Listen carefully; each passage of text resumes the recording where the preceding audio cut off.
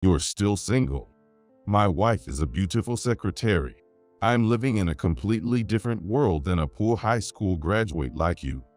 Just as we reunited after 30 years, my former classmate, John, immediately started looking down on me. I was the only one among us who couldn't pursue further education after high school, so I understand his desire to boast. He wanted to spread the word about his beautiful wife who is successful in her career. If my family hadn't been poor, I wouldn't have had to work right after high school and could have attended a better high school than John. In that sense, I was considered a loser back then. At that moment, a woman dressed in a navy suit, returning with food on her plate, caught my attention. I see, she must be John's much bragged about beautiful secretary. Let me introduce you. This is my wife, Ashley. Beautiful, isn't she?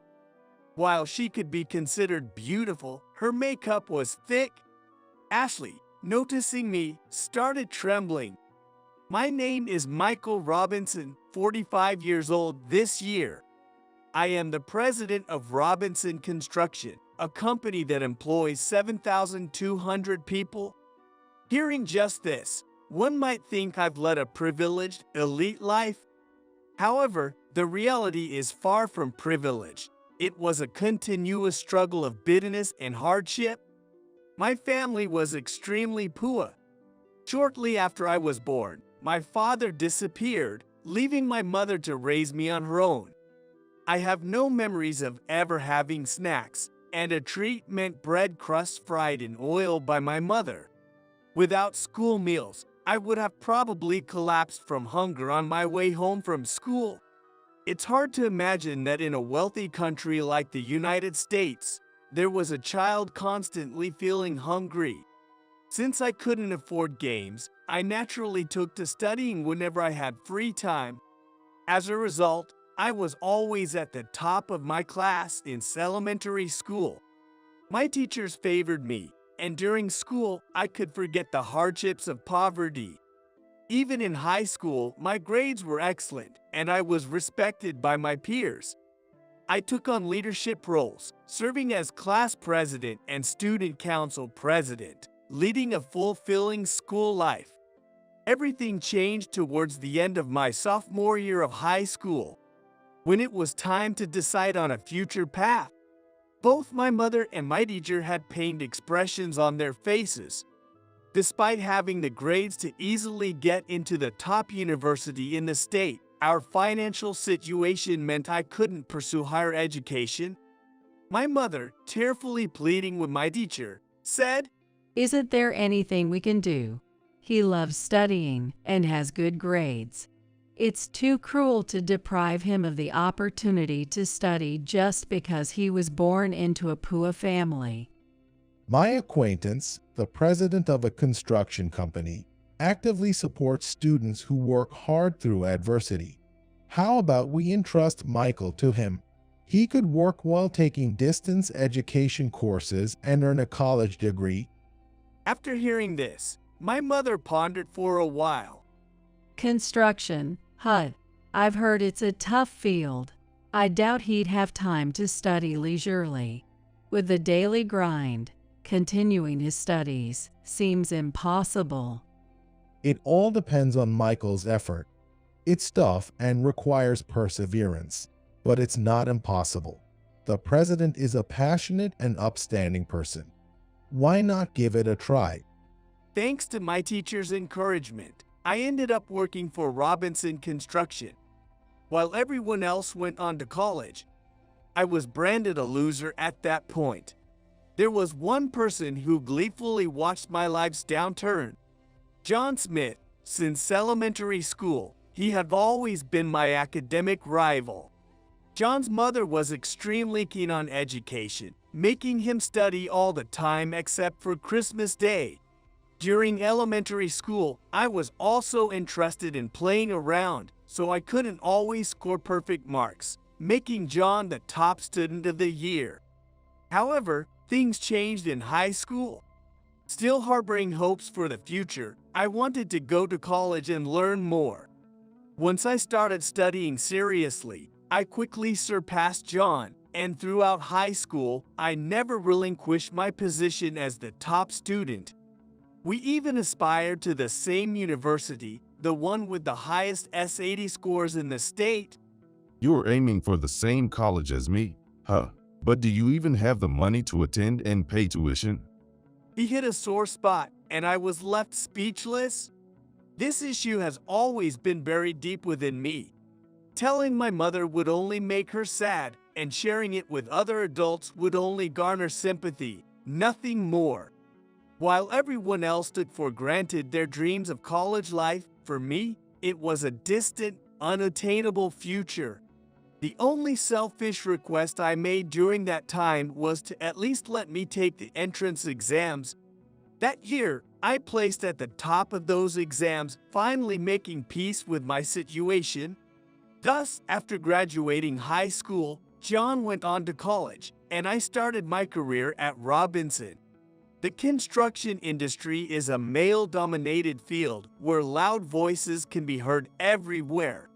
As someone who was still clueless, I was trained on site by Jack Robinson, the president of Robinson. When I first joined the company, I rented a room in Jack's house where I was allowed to live. I managed to secure time for studying at night, working hard on my tasks. At that time, Jack's wife was pregnant, and they soon welcomed a new member to their family, a lovely girl named Sarah. Sarah became very attached to me, and whenever I was away for work, she would cry loudly looking for me.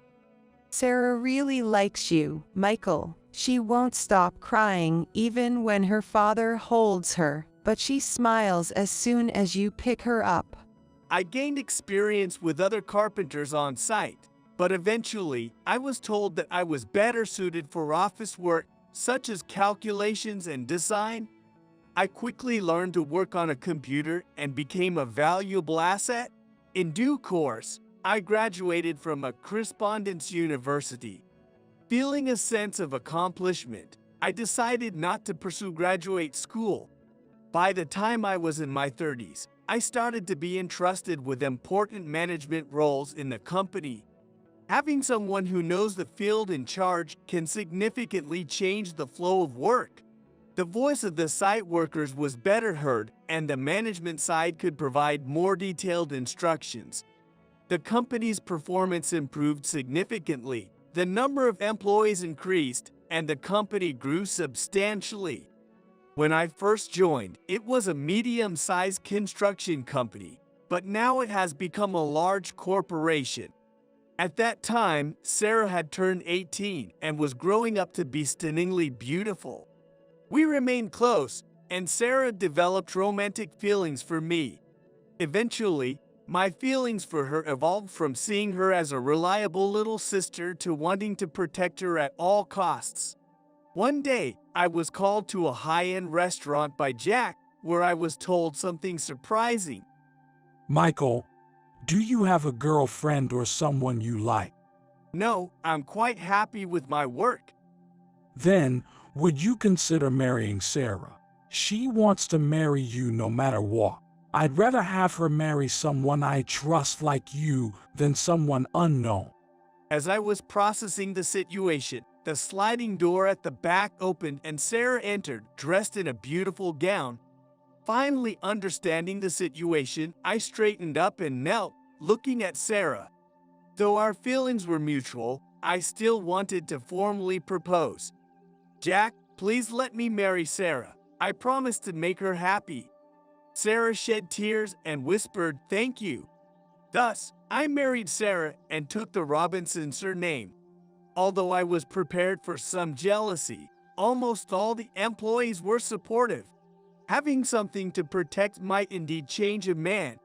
Recently, you seem to have gained a sense of dignity, Michael. Maybe it's because of your long experience in society. It makes me feel safe to follow you. Sarah's reliance and the deep love I feel for her daily are gratifying. 30 years after entering the workforce, I turned 45 and took over as the second president of the company. A significant land development project was underway in our state's central area, and Robinson played a crucial role. That night, a reception for companies involved in the land development was held in a large hotel hall. I attended with two other employees. The hall, filled with men from the construction industry, was buzzing with energy. Not only were there employees from companies already involved in the development, but salesmen from companies looking to join were also present. The reception welcomed families, and I saw few women who looked like the wives of construction company presidents. Sarah mentioned she might join if she finished her chores in time. My colleagues rushed to the buffet. I took a moment to survey the surroundings with a champagne glass in hand. I locked eyes with a man I recognized from somewhere. He approached me with a big smile. Michael, is that you? It's John. I heard you became a carpenter, but you're involved in this development project too. It's been a long time. I'm surprised you recognize me. It's been 30 years since we last met. I'm a sales department manager, so remembering faces and names is part of my job. I've always been confident in my memory. You don't look much like a carpenter. Initially, I was hired as a carpenter, so he probably thinks I'm still working on site. 30 years have passed and people change positions or even careers. But it seems John's mind is still stuck at the moment he beat me in high school. Since there was nobody by my side, he must have assumed I didn't bring any family along. Are you still alone? Well, I guess that's to be expected. My wife is a beautiful secretary. I'm living in a different world than a high school graduate like you. Just as we reunited after 30 years, he quickly started looking down on me. I was the only one among my classmates who didn't go on to further education after high school graduation, so I understand the desire to boast. Wanting to spread the word about his beautiful wife and how he's excelling at work, I get it. If my family hadn't been poor, I wouldn't have had to work right after high school, and I could have attended a better university than John. In that sense, I was a loser back then. Then, a woman dressed in a navy blue suit came back with food on a plate. I see, she must be John's much bragged about beautiful secretary. The suit is plain, but perhaps she can't dress too flashy given her position as a secretary. Let me introduce you. This is my wife, Ashley. Beautiful, isn't she? I glanced at Ashley and smiled warmly. Sure, she could be considered beautiful, but I always thought she wore too much makeup. Noticing me, Ashley started to tremble. Thank you for the other day. It must have been hard for you since then. I'm really sorry about what happened last time. Both the manager and I have been reflecting deeply, and we were planning to apologize in a few days. Hearing our conversation, John, realizing we weren't strangers, gave me a puzzled look. What's this about? My Ashley works in a trading company. There's no way she'd have anything to do with a carpenter like you. What are you talking about? This man is the president of Robinson, the top construction company in the state. We've been doing large transactions with them, and I made a terrible mistake the other day. Ashley was the secretary to the sales manager of one of Robinson's business partners. John had made it sound like she was president's secretary, but she wasn't in such a responsible position. She had arranged a meeting with the manager and me, but due to a scheduling mistake by Ashley, the meeting fell through. Ashley deeply apologized.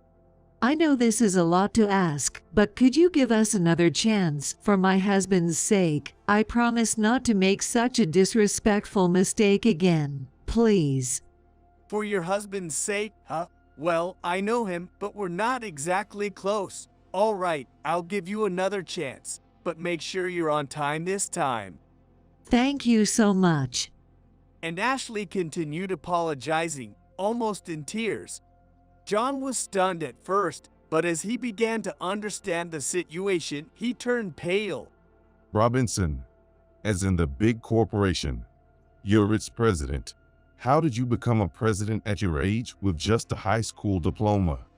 Well, I worked hard. I've been in the workforce longer than most, so maybe I've just put in more effort. Ashley nodded deeply, impressed. Your achievements are well known to us. You were reputed to be talented, but it's your attitude towards valuing the network of people you work with that's highly regarded. John's mood worsened as he saw his prideful, beautiful wife bowing and scraping to me, whom he looked down upon, making him feel even more inferior. So, you were married too? Yeah, I got married when I was 23. How long have you and Ashley been married, John? I'm married at 32. We're both career-oriented, leading a work-centered life. A so-called power couple. Having the economic means to always dress beautifully and both spouses building their careers is indeed something to boast about. Ashley looked around. Is Mrs. Robinson not here? I've heard she's beautiful. I've been wanting to meet her. My wife should be here soon. Then I'll introduce you. Just the mention of a beautiful wife soured John's mood further. But he probably thought it was just an exaggeration, typical of the spouses of important clients. Then Sarah hurried over. Sorry, I'm late. The kids just wouldn't go to sleep. John and Ashley were surprised by Sarah's youth. Your wife, how old is she? She looks so young. She's 30 this year. My wife was born the year I joined Robinson. It feels like I've been watching her grow up, waiting for her to mature. Well, it's just like a love story from a movie or drama. Isn't that every man's dream? I couldn't help but feel a bit flattered, scratching my head in embarrassment. I explained to Sarah, who joined us late, about John and Ashley. I decided to marry Michael since I was born. I didn't want to risk someone else taking him away, so we got married as soon as I turned 18. What a lovely story. How old are your children now? They are only 5 and 3 years old. We wanted to enjoy some time together as a couple after getting married, so we went on trips abroad and played golf, enjoying a long honeymoon period. Despite Sarah's innocent words, I could sense Ashley's turmoil. It was probably because of Sarah's visible pregnancy. Sarah loves elegant fashion and doesn't seem like someone who is busy raising small children. The jewelry, bags, and shoes she wears are all top of the line. She only buys limited edition items from well-known brands, making her the envy of her brand-loving friends. Ashley seems to compare her belongings to Sarah's and feels down because she seems to have a high interest in branded goods. Even after marrying John, thinking we would have a comfortable life financially, his spending habits are so bad that I still need to work to support our family. So, we ended up giving up on having children. Ashley bit her lip in frustration. It must be hard for her to see Sarah affectionately caressing her belly, especially if she gave up on having children for her career. Men can father children at a much older age, but it's not the same for women. John looked displeased, listening to the women's conversation. There's no use complaining about it now. And when it comes to spending, you're just as bad. Normally, if both spouses work, they contribute equally to the household. You always spend so much on your motorcycle hobby, leaving me to foot the bill. And you think flattering your pretty secretary will make everything okay. You're one to talk, buying all those unnecessary brand bags and clothes. Having one of each should be enough. But no, you buy a new one every time a new collection comes out. As the argument between the couple escalated, Sarah left to get some food. I opened another bottle of champagne, pondering over John's life. He went from the top high school in the state to a prestigious university, landed a coveted sales job, and married a beautiful woman. Without children, he must have more disposable income than most. He used to enjoy making others envious of his lifestyle. But now, having reconnected with me, he must realize that someone he once looked down upon is actually living a happier life. Comparing yourself to others only leads to dissatisfaction. Even if you surpass someone, there's always someone else better. I consider myself happy, but not because I compare myself to John. Happiness is not about feeling superior to others. I'm not a world-renowned millionaire, and I have my share of struggles at work. Comparing myself to the world's richest would be absurd.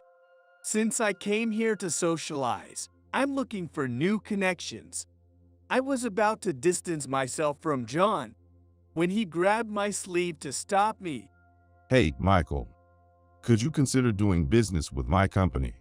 We've been trying to expand into the Asian market, but it failed. We're thinking of shifting to local development projects. So, you're saying you missed the boat while focusing overseas? That's a big mistake. We studied together in high school. Let's work together again as adults. It was a ridiculous proposition. I couldn't understand how he came to that conclusion. I still remember John's contemptuous remark about whether I could afford college tuition. And with me out of the picture, he must have felt superior. Being the top student, there's no good in associating with him now, and I'm not particularly philanthropic. Frankly, John's presence is just annoying. I'm sorry, but I have to decline. I don't see us having a pleasant relationship. John was dumbfounded, clearly not expecting a rejection. Please, Michael, don't say that. My sales haven't been great lately, and I might be demoted if things don't improve. I want to avoid that at all costs. As harsh as it sounds, that's just a reflection of your capabilities. Who would want to start a new deal with someone who's failing? Meanwhile, Ashley, who had been silent until now, chimed in. Please, do this for me as well. Despite what I'm saying, the truth is, if our performance doesn't improve, I might be forced to leave the company. If John loses his job, we won't be able to live like we used to. What did you do?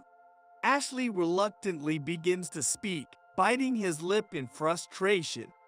Actually, he had an affair with a client's wife. As a result, that couple ended up divorcing, and we were sued for a large sum in damages. The company found out, and now I'm hanging by a thread. Are you okay with that, Ashley? I know you from our professional dealings, so I have some idea of your character. Aren't you actually unable to forgive him?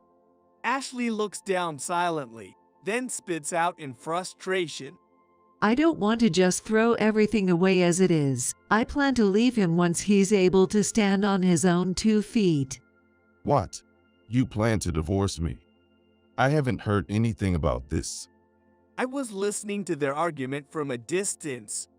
There's no way their relationship can be mended, and I have no intention of getting involved with them or entertaining any business dealings. To avoid further provocation, I quietly left their side, met up with Sarah, and we left after a while. What follows is what I heard directly from Ashley about the ongoing situation. The urban redevelopment project in the county involves various industries, but John's company couldn't get involved anywhere. The scandal involving John, the sales manager, had become well known, and it was the reason. The upper management, considering the company's survival at risk, decided to let John go. Being allowed to take early retirement was a small consolation. The severance pay went to the damages claimed by the husband of John's affair, leaving almost nothing for John himself. Ashley decided to give up on John and presented him with divorce papers.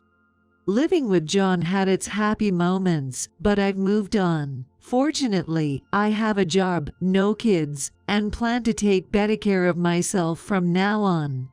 John, once proud of his high-earning wife, now faced the reality of living on his own without sufficient means. As the divorce settlement halved his savings and forced him to sell his home, unwilling to lower his lifestyle, John set high expectations for his next job. However, positions that meet his high standards were rare. His miscalculations weren't just about his position. Previously, living off both his and Ashley's salaries allowed for a quite affluent lifestyle. Now, even with the same salary, he had to cut his living standards in half. Without a job, John moved to a cheaper apartment. Eventually, he might have thought staying in this place was the problem and quietly moved to another state. Nobody, including Ashley, knows what happened to John afterward. Meanwhile, Ashley is doing well in life. Initially regretting not having children, she found new purpose in volunteer work invited by a friend, hoping to make a difference in the lives of underprivileged children abroad. Next year, she plans to visit Africa to meet those children. She sold all her luxury brands, living minimally. I'm grateful to you for giving me a chance to change my perspective on life. Now Ashley talks cheerfully with simpler makeup and clothing. She caught the attention of some male colleagues, making her future seem promising. 3 months later, Sarah gave birth to a healthy girl. We became parents of 3. The responsibility is greater, but the kids are irreplaceable treasures. Sarah says she wants one more, and I'm all for it. Growing up poor, I can't let my children face the same fate. Maintaining my health and working hard is crucial. Lately, I've come to understand what it means to live vicariously through your children. However, I'm careful not to force them into what I believe is right, trusting Sarah to keep me in check. The county's redevelopment project is progressing well. Due to the lack of adequate transportation in this region, reliance on cars is inevitable. Those who have disabilities have to drive a car to get to the hospital. It's a problem occurring all across the U.S. However, in 5 years, the development of subway lines and dedicated bus lanes will enable people to travel to many places without needing a car. I've heard that autonomous buses will also be introduced on a trial basis. The number of hospitals and nursing homes is expected to increase as well. Even though I'm working hard now, we will all inevitably age. We're striving to make our town more livable for when that time comes. Not just for us, but for the future of our children. Doing all we can now is the only way forward. As I look up at a building under construction, I make a renewed pledge to myself to strive even harder. Come on, at least wear a suit, you broke loser. Don't tell me you don't own one. Daniel said to me with a loud laugh. The classmates I was reminiscing with also looked shocked. I do own a suit, I retorted, irritated by Daniel's words. I couldn't understand why I had to feel irritated in what was supposed to be a joyful place. Daniel has always looked down on me. It's about time I made him understand. I had made a certain decision. My name is Mike Jones. I'm 30 years old. As a child, due to my dad's job, we moved a lot. When I was in the 7th grade, my dad got transferred again, and we moved to the countryside. Sorry for another transfer, but it looks like this will be the last one. My dad told me cheerfully. Changing schools was a pain for me, being shy and introverted, but knowing it was the last time made me feel relieved. The middle school I transferred to was much smaller compared to my previous one, but all my classmates were kind, and I was excited for the new life ahead. However, there was one person who didn't think well of me. That was Daniel Rickley. Hey, nerd.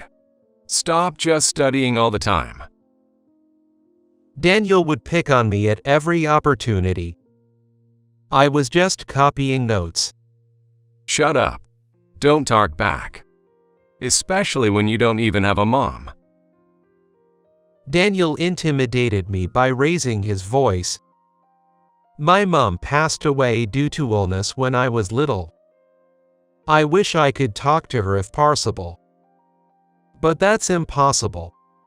Hey, Daniel, don't say things like that. When I looked sad, my classmates often stood up for me. But that only seemed to make Daniel less amused, and his taunts continued until we graduated middle school. Whenever I scored well on tests, he'd accuse, "You must have cheated, right?" And when I, being in the track team, recorded a good time, he'd claim, "That's a false start, do it over." Daniel thoroughly disliked me. I spent my middle school years avoiding him. My turning point came during high school entrance exams.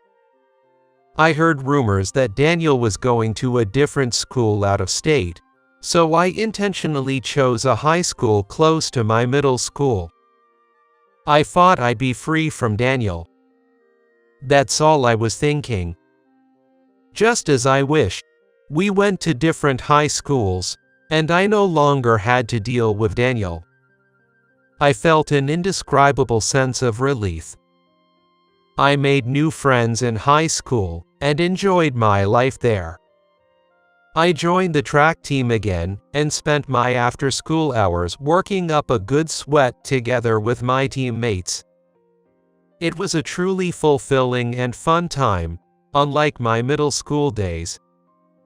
After enjoying my high school life, I got a job at a sewing factory right after graduating. Though I wanted to go to college, I didn't want to burden my dad, who raised me on his own, any further. My dad had said it was okay for me to go to college, but I turned down the offer and started working at the factory instead. The job I landed was at a sewing factory for an apparel company. It wasn't that I had any particular interest in clothes, but this factory was the only place willing to hire someone with just a high school diploma like me. Until I got this job, I had never even touched a sewing machine, much less knew anything about making clothes. However, my bosses and co-workers taught me everything kindly and so patiently. 5 years into the job, I had finally learned all the tasks in the factory. Hey Mike, I can't get this right. Oh, let me do it. I think you should do like this.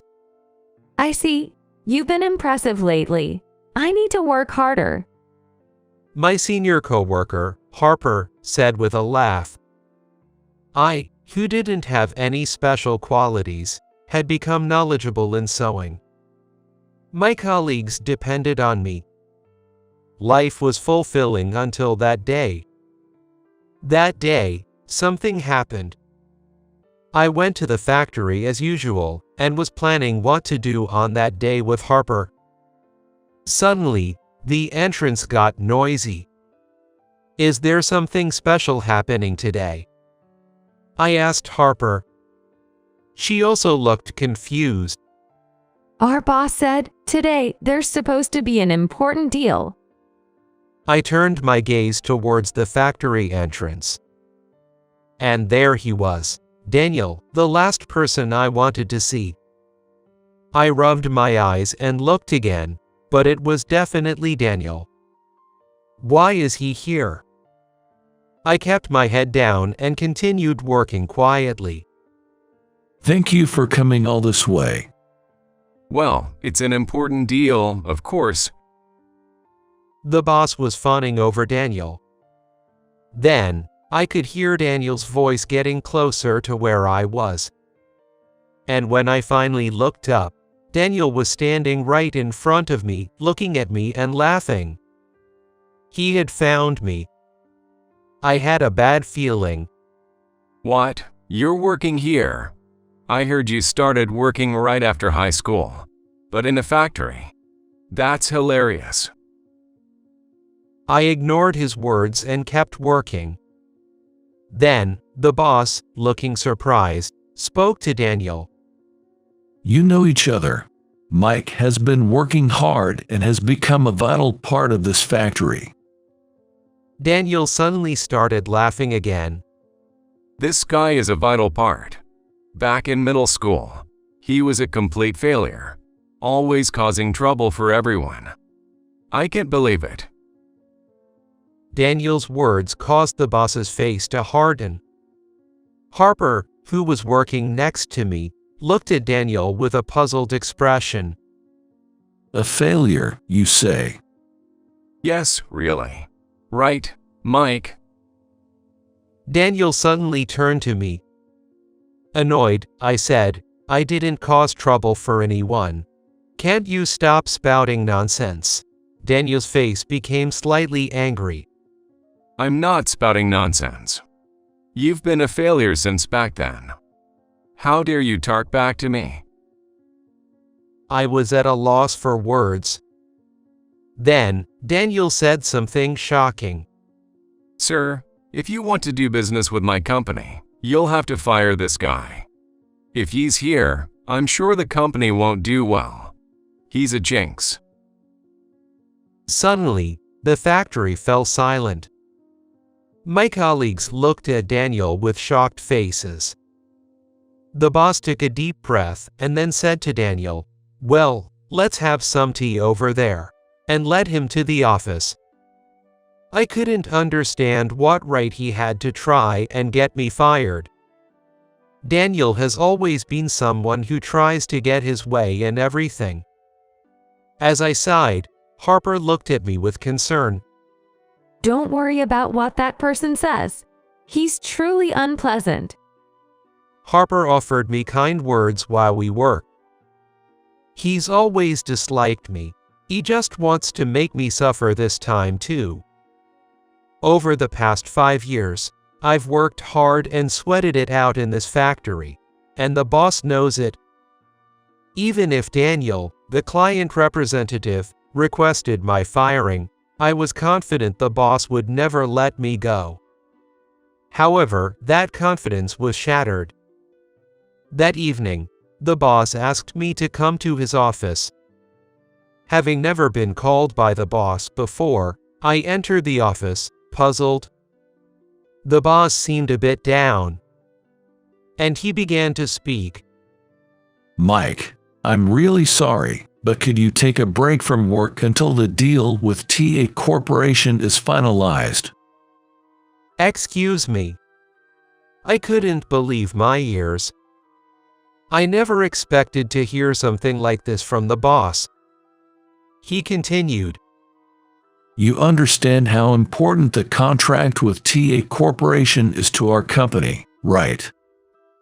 TA Corporation is a well-known company in the apparel industry, renowned to the point where nobody in this field hasn't heard of them. I remembered Harper mentioning that this deal could involve hundreds of millions of dollars. Yes. Apparently, Daniel has taken a dislike to you. If that causes us to lose the contract, it would be a huge loss for the company. But I don't want to fire you because you've been working so hard. Could you just take a break for a while? I'd like to pretend to fire you. All I could do was nod to the boss's desperate words. I couldn't understand why I, who hadn't done anything wrong, had to take a break from work. But for the sake of the boss and the company, I had no choice but to comply with his request. For a week, I stayed at home. I was unable to focus on anything. I hope the work I was responsible for is okay with Harper handling it. Then, Harper called me. There was some work she couldn't figure out. I tried to explain over the phone, but when I couldn't convey it well, I reluctantly headed to the factory. I sneaked into the factory and approached Harper. Mike, I'm really sorry for bothering you during your time off. Harper said in a quiet, apologetic voice. Making sure not to be seen by other coworkers, I quietly showed her how to do the work. She seemed to understand the work method and thanked me. As I was about to leave the factory without anyone noticing, an incident occurred. At the entrance was Daniel. He was looking surprised. Then, he raised his voice. Why are you here? Weren't you fired? Damn it. I involuntarily stepped back. Hearing his voice, the boss came out of his office. The boss was looking troubled. Mike. I just came back for something I forgot. I lied to Daniel on the spot. Then Daniel, scoffing at me, and said, "See, you're bothering everyone. Bay's no place for a high school graduate like you to get employed anywhere. Get out of here if you understand." The boss nearby just silently watched, saying nothing. What have I done to Daniel? I was sick of Daniel's behavior. At that moment, something inside me snapped. Daniel, why do you always have to be against me? I haven't done anything to you. Unable to hold back any longer, I raised my voice. The factory co-workers looked at me with concern. Especially Harper, who seemed about to run over to me with a worried expression. Daniel, unfazed by my words, retorted, "I hate you because you haven't put in any effort at all. Do you have any idea how hard I've worked to get to where I am today? Meanwhile, you, with just a high school diploma, are breezing through an easy job. You think I haven't put in any effort? Give me a break. Do you have any idea how hard I've worked at this factory?" Daniel burst out laughing. Anyone can work in a factory, can't they? No matter how hard I try to talk to him, I can't get through. That's what I realized at that moment. It was just a waste of time to continue this conversation anymore. I took off the place. Even after I had left, Daniel continued to laugh looking at me. As I ran, I made a decision. A few days later, I called the boss and told him I was resigning. I thought I shouldn't cause any more trouble for the company because of my presence. The boss tried desperately to stop me, but my mind was made up. After that, I started job hunting, but it was frustrating not being able to find the next job right away. However, my father said, "You've worked hard until now, so it's okay to take a break. Life is long. A little rest won't hurt." Inspired by my father's words, I spent a year doing what I wanted. Having worked earnestly for 5 years, I had more than enough savings.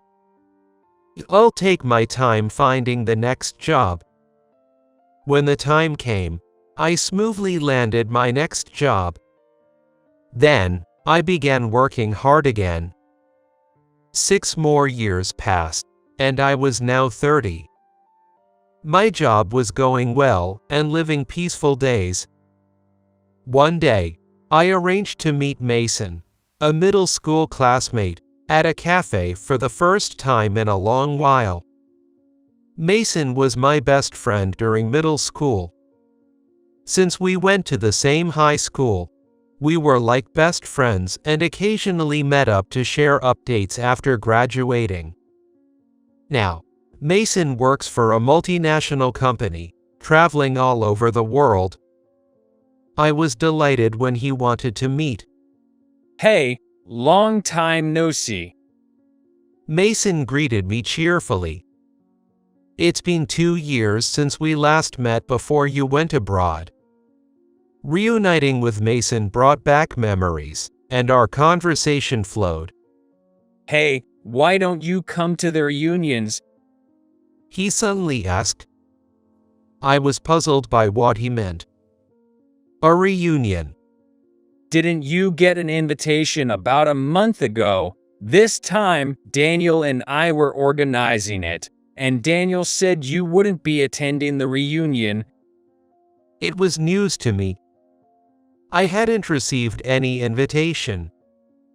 It seemed Daniel intentionally didn't send me one, not wanting me at the reunion. I didn't get any invitation. Daniel probably didn't send it to me on purpose, not wanting me to come. Mason was surprised by my words. Is that so?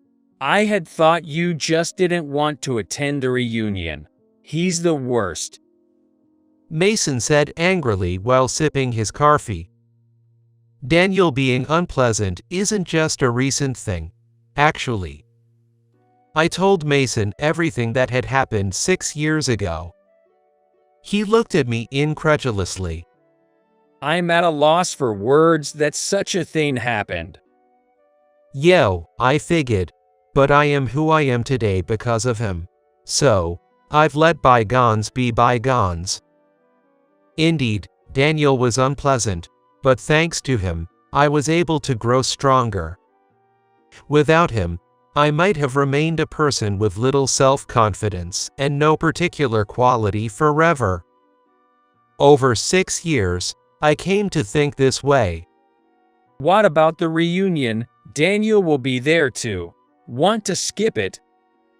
Mason asked, considering my feelings. I laughed and said to Mason, since we're here, I'll attend. Mason smiled happily. Honestly, I was a bit afraid of meeting Daniel. He would probably just insult me again. But I am not the same person I was 6 years ago. I decided to attend the reunion with pride. After promising to meet at the reunion, we parted ways to go home. I was truly grateful to him. If I hadn't met him today, I would never have known about the reunion. Thinking of the classmates I would meet after a long time, I headed home. On the day of the reunion, I wore a new shirt. Seeing that, my dad asked me, Aren't you going to wear a suit to the reunion? Isn't it at a 3-star hotel? He looked at me worriedly. It was understandable for him to be concerned. A 3-star hotel as the venue meant I had to dress appropriately. But I didn't want to wear a suit on my day off. That's why I had prepared a shirt that was casual but suitable for a 3-star hotel for today. I'm going to attend in this outfit. It'll be fine. He still looked worried. But that Daniel guy will be there, right? Won't he make snide remarks again? I had told him everything that happened 6 years ago. He still harbored resentment towards Daniel, seemingly holding a grudge. I reassured him, even if he makes snide remarks, it's okay, I don't care anymore, and smiled. Seeing my smile, Dad seemed reassured and didn't say anything more. I left the house looking forward to reuniting with my old classmates. I felt light on my feet. Entering the 3-star hotel, I was greeted by a grand chandelier and a glamorous atmosphere. Filled with anticipation, I made my way to the hotel's restaurant. Mike, thanks for coming. Mason ran over to me, looking happy. Hey, I'm so excited about today. I smiled naturally just by talking to him. We entered the restaurant. The restaurant was booked exclusively for the reunion, and a lavish spread of food was laid out. Even though the reunion hadn't officially started, many of my old classmates were already there, engaged in lively conversations. Seeing me, my classmates approached with cries of joy.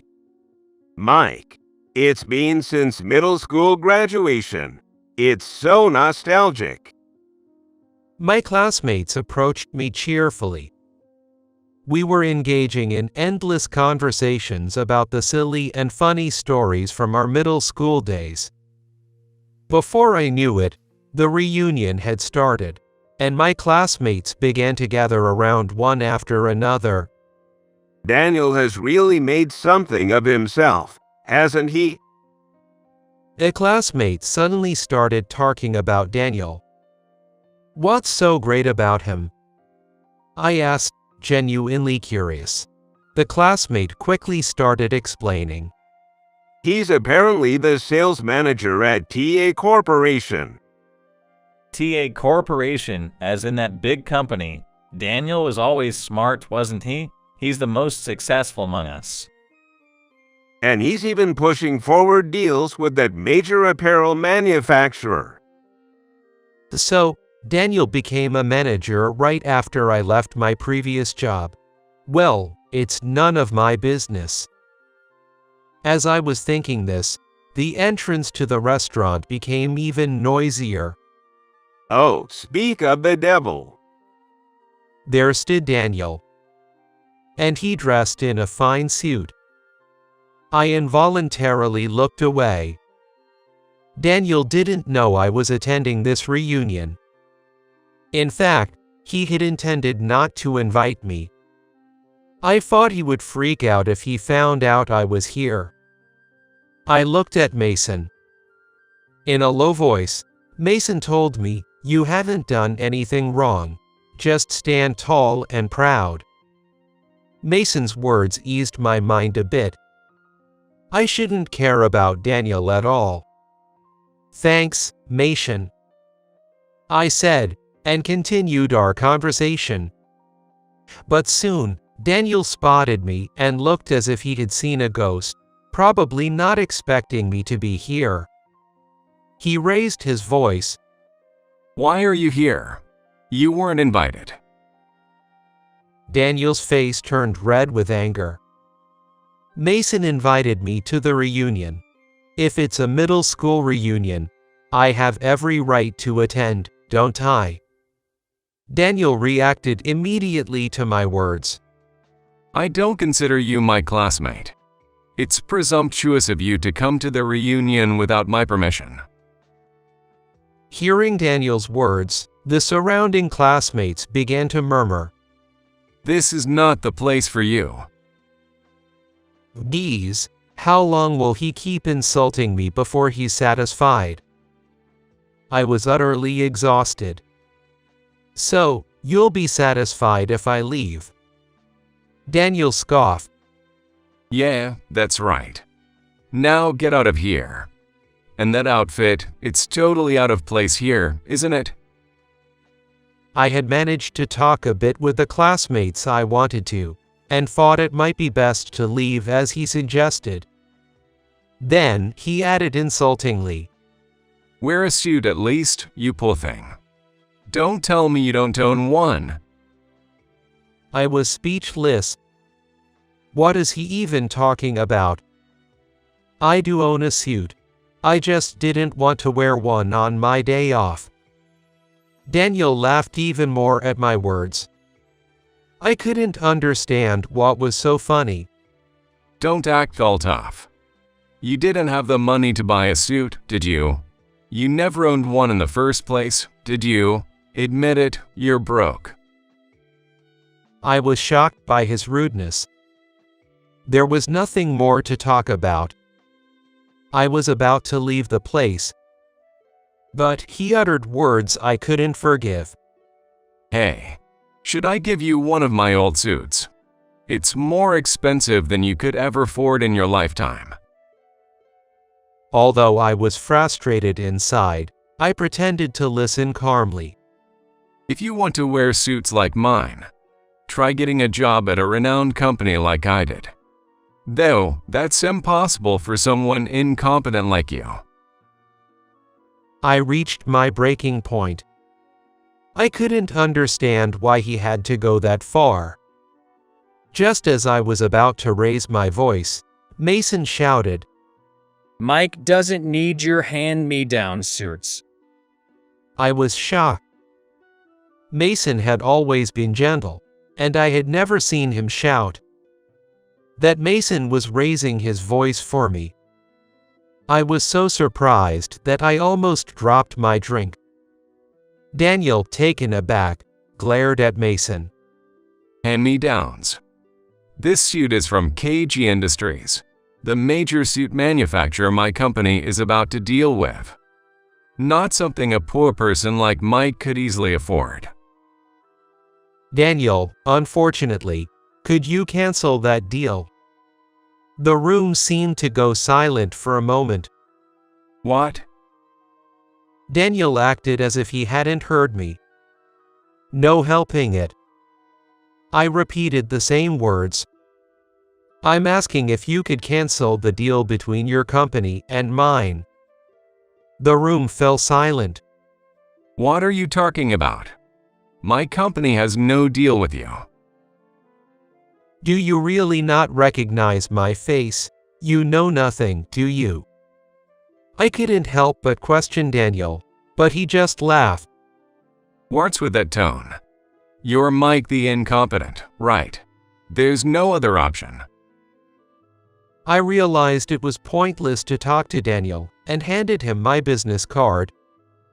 Sorry for the late introduction. I'm Mike, the president of KG Industries. I mistakenly made a contract to create a collaborative product with your company, but I'd like it to be annulled. What? President of KG Industries. Daniel's face turned pale.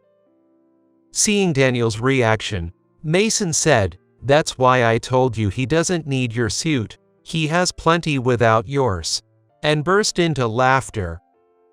Yes, I am the president of the major suit manufacturer, KG Industries. Becoming president was triggered by the incident 6 years ago. After quitting my job, I struggled to find new work. Luckily, I had savings, so I decided to take it easy for a while and made a suit for my father on a whim. My father wore suits to work every day, and I wanted to make a stylish suit for him. The suit was quickly finished, and when I gave it to my father, he was delighted, making me feel proud. My father wore the suit I made to work the very next day.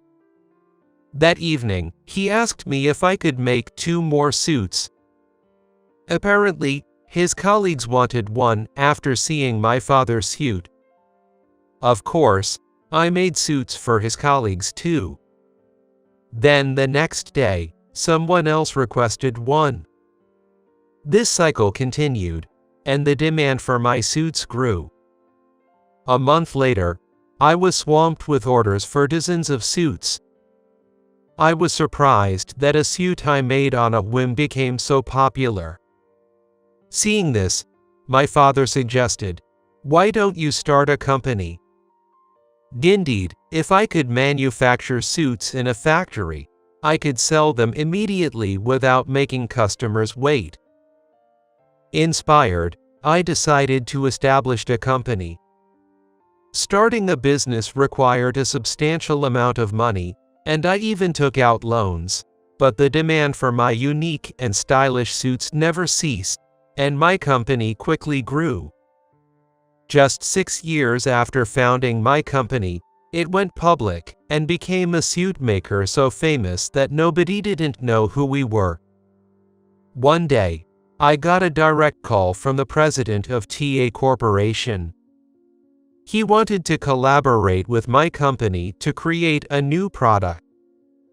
Collaborating with a major apparel company like TA Corporation would only increase my company's fame. The president of TA Corporation was very enthusiastic, even saying he'd spare no expense for the collaboration. Memories of trouble with an employee from TA Corporation, Daniel, crossed my mind, but I decided to focus on a company and went ahead with the deal. However, knowing that Daniel was still an employee at TA Corporation, I started to feel I couldn't continue the deal. I didn't want anything to do with someone so disrespectful. When Daniel found out I was the president of KG Industries, he started apologizing to me, sweating bullets. I had no idea you were the president. Please forgive me. I ignored him and tried to leave the venue. He followed me and blocked my path. Hey, I'm sorry. It was my fault. It was too late for apologies. I sighed. It's too late. I won't forgive you. Then Daniel shouted, We're friends, aren't we? How can you be so cold? If the president finds out this deal fell through because of me, I'll be fired. Are you okay with that? Daniel was acting arrogantly even then. I took out my smartphone and called someone. Daniel just watched, puzzled. Hello, I'm sorry, but let's cancel this deal. What? What do you mean? Your employee, Daniel's attitude is too much. I can't go through with the contract. The person I called was the president of TA Corporation. Knowing I was talking to the president, Daniel started to panic and fell to his knees. What? I'll remove Daniel from the project. Please, reconsider. No, I've made up my mind, I said and hung up the phone. Daniel realized it was futile and just sat there in silence. I looked down at him. I have one last question. Daniel stayed silent. But I continued. I needed to know. Why did you always look down on me? Didn't you think it was cruel, considering I never did anything to you? Daniel answered in a small voice. I was jealous. You succeeded at everything without any particular efforts, while I had to struggle. Only the person themselves knows how much effort and hardship they've gone through. It's terrible that you treated me so poorly because of that. Reflect on how much you've hurt me, I said and left the venue with Mason. Daniel seemed to be crying pitifully for a long time. Mason and I left the venue with clear faces. Finally, I could say what we wanted to Daniel. Mason, thanks. I thanked him. He was there for me. Mason smiled awkwardly and said, We're friends, aren't we? Of course, I do this much. Later, the president of TA Corporation and Daniel came to apologize to my company. We're very sorry for the disrespectful behavior of our employee, Daniel. We'll reassign him to a regional office for reflection. Please forgive us. The president apologized deeply next to Daniel. Daniel was also apologizing deeply. I'm very sorry for my past actions, and will make sure not to behave that way again. I sighed and looked at my secretary, Harper. In a soft voice, she whispered, He seems genuinely remorseful. Maybe it's okay to forgive him this time. Daniel was surprised by her presence. You were there at that time. Yes, when I started this company, I had invited Harper to join. Because I knew she would be a great support, and I wanted to work with her. Moreover, Harper and I had gotten married, becoming husband and wife. My husband always appreciates your help, Harper said, politely. Following that, the president of TA Corporation and I continued our discussion and decided to proceed with the deal. As the president said, Daniel was reassigned to a regional office and never appeared before me again. In his new position, he seemed to have changed his attitude completely, dedicating himself to his work. I hope he continues to live without causing trouble for others. The brand we co-developed with TA Corporation became a massive hit. We sold millions and generating millions of dollars in profit for my company. I realized that without Harper's words, none of this would have happened. I can't thank her enough. Moving forward, I plan to make this company even better and ensure Harper's happiness. My name's Nick Edison. I'm a young employee at Murphy Motors, a major car manufacturer. I have loved automobiles since I was a kid, and I joined this company by desperately acquiring knowledge. After that, I was recognized for my efforts, and thankfully, as a member of the development department, I was able to lead a full and hectic working life. Today, after a long meeting about a new product project, just as I was about to leave, the general manager called out to me. Hey Nick, got a minute? Yes, sir. What can I do for you? Don't be so tense. It's nothing weird. You know the part we're planning to use for the new product in the project you're involved in, right? The one we talked about in the meeting. Oh, that part, right. What about it? Well, as we mentioned in the meeting, we're planning to outsource it, and I'm thinking of leaving the decision of choosing the contractor up to you. Me? Really? I couldn't help but raise my voice in surprise. Seeing me flustered, the general manager gently smiled and patted my shoulder. Life's all about experiences, you know. But isn't it too soon for me to handle such an important task? I mean, outsourcing this part is going to be a deal worth about $100 million, right? Are you sure I'm the right person to proceed with this? Don't worry. I've got a list of candidates here. Each company on this list is trusted and technically competent, and other employees will help with the actual negotiations and procedures. I want you to actually see the candidates and their products to develop your eye. Develop my eye.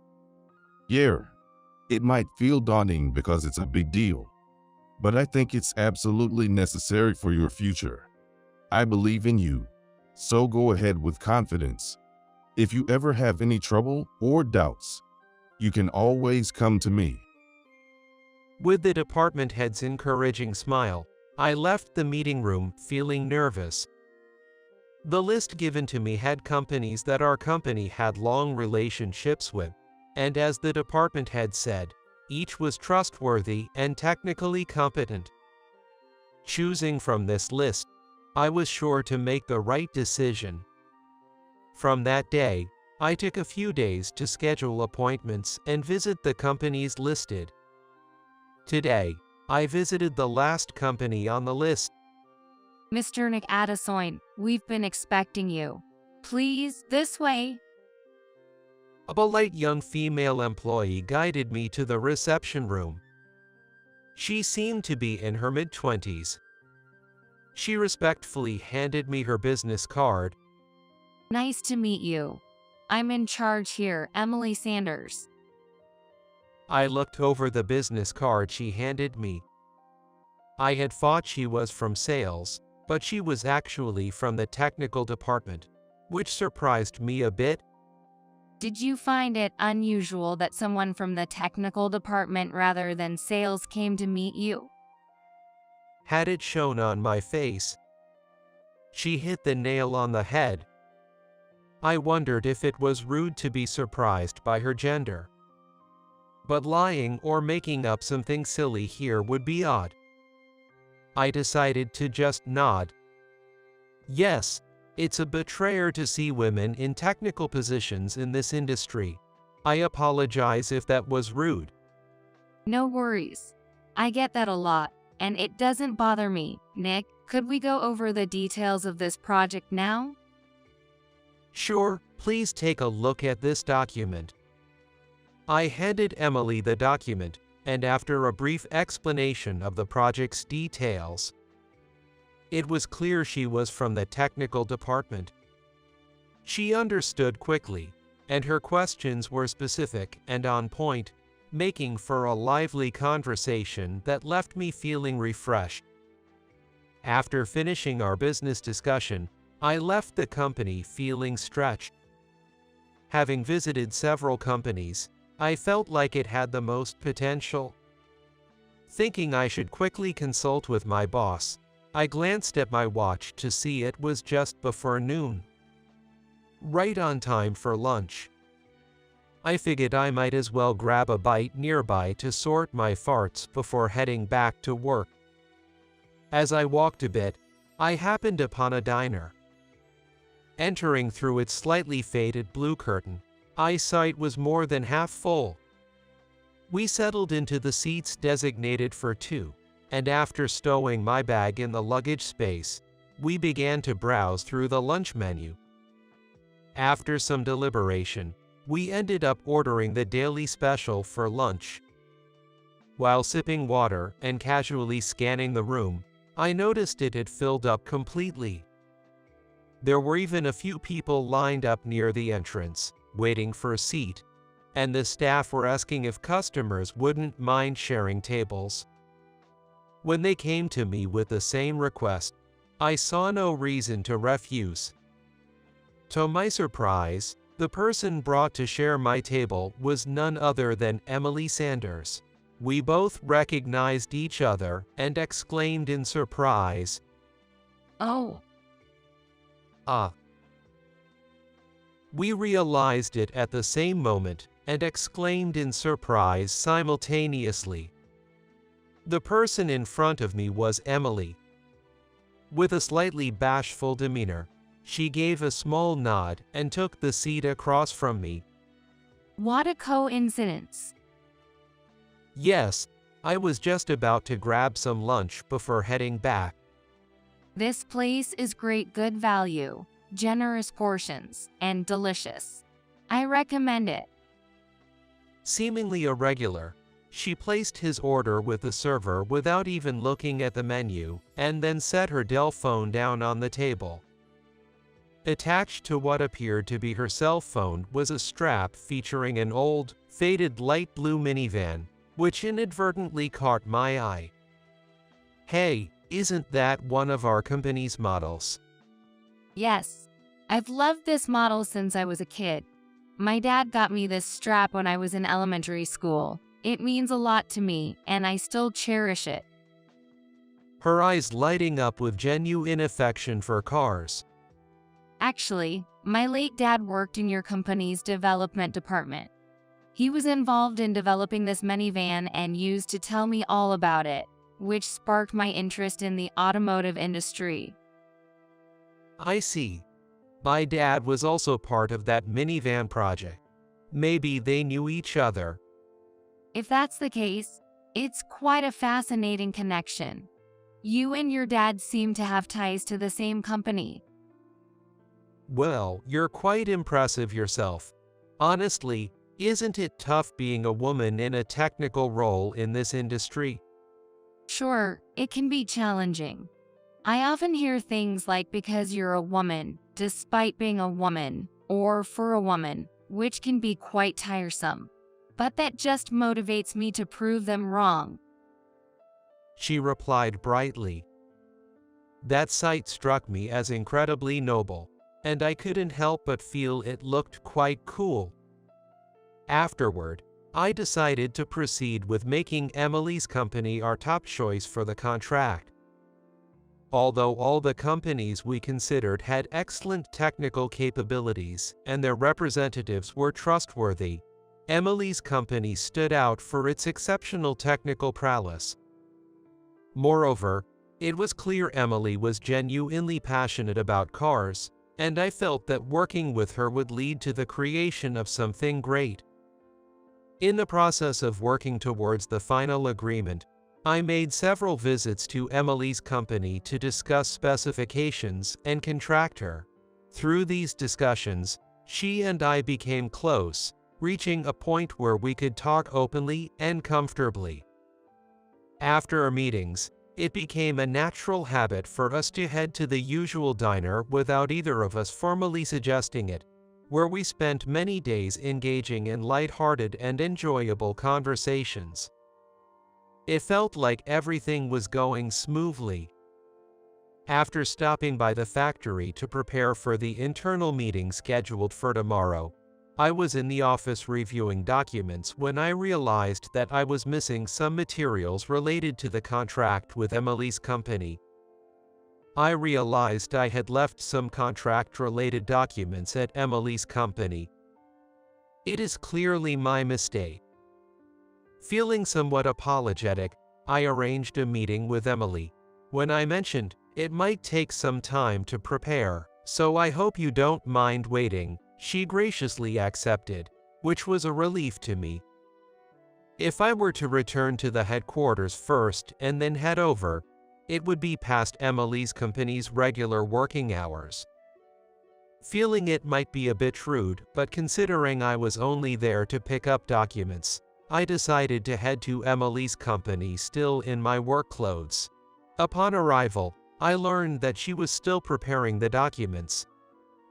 I was escorted to the usual reception room by a young female office worker, who seemed to be a new employee covering for Emily. Just as I was about to reach for the iced coffee she had served, something happened. Suddenly, a can from the side swiftly snatched away the coffee. Cold. Before I could even react, the coffee was spilled on me. I was completely baffled, unsure of what had just happened. Confused and looking up, I saw a middle-aged man holding the empty cup, looking down at me with a sneer. Hey, maybe that dirty work outfit of yours got a bit cleaner, huh? You should be thankful. Excuse me. I don't know if you're a subcontractor or a bottom-rung worker, but who permitted you to barge into the reception room? The representative from Murphy Motors is going to be here any minute now. Get out of here, quick. Come on, scram, you slowpoke scum. With a twisted smile, the middle-aged man grabbed my arm, pulled me up, and forcibly made me stand. The pain from being grabbed and pulled up made me wince, and just then, the door to the reception room was flung open with a bang. Truman, what are you doing? What? Just waking up a piece of trash, bottom-rung worker who doesn't know his place? Can't you see? Useless women should stay out of the way. Truman, what on earth are you saying? This man is a representative from Murphy Motors. Let go of him immediately. No way. A man dressed in these filthy work clothes and looking like he's from the bottom rung couldn't possibly be an employee of that top tire company. Emily, have you finally lost it? The man referred to as Manager Truman roughly let go of my arm. Then, to mock Emily, he tapped his temple with his index finger in a derisive gesture. Stunned by the outrageous behavior, I was furious at the man who was mocking Emily to no end. It's you who's out of your mind. Can't you even read the company name on the work clothes? I pointed to the chest area of my coffee-stained work clothes. Of course, it had the name Murphy Motors written on it.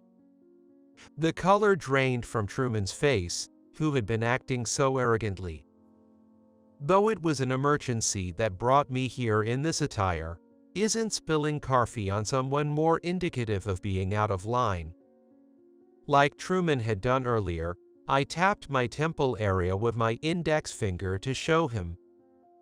I knew it wasn't good to stoop to his level, but I couldn't help but retort. His face, which had been pale, turned red like a boiled octopus in an instant. Back! He seemed like he wanted to yell at me, but somehow managed to hold on to the last bit of his sanity. I looked coldly at Truman, whose face was twisted in frustration. Since you've told me to leave, I will. Goodbye. I left the reception room and made my way to the entrance. Unfortunately, the sky was overcast, and it continued to pour rain heavily. I hesitated to ride the bus in my coffee-stained clothes and didn't have an umbrella. Just as I was about to call a taxi with my cell phone, Nick, someone called me out. I turned around in surprise to see Emily running towards me with an umbrella and documents in her arms. Breathless, she reached me and offered the umbrella, looking concerned. Nick, are you all right? Didn't get burned or anything? Yes, luckily it was iced coffee, so I'm fine. You came all this way to check on me and even brought an umbrella. Well, and I couldn't give you the documents earlier. But now, it's probably unnecessary, given what Truman did. Thank you. As for the contract, I can't really decide anything right here and now, given it's a matter between companies and a large project. Nick, please don't hesitate to speak your mind. It'd be their own fault if the contract is terminated. She laughed it off as if she had come to terms with something.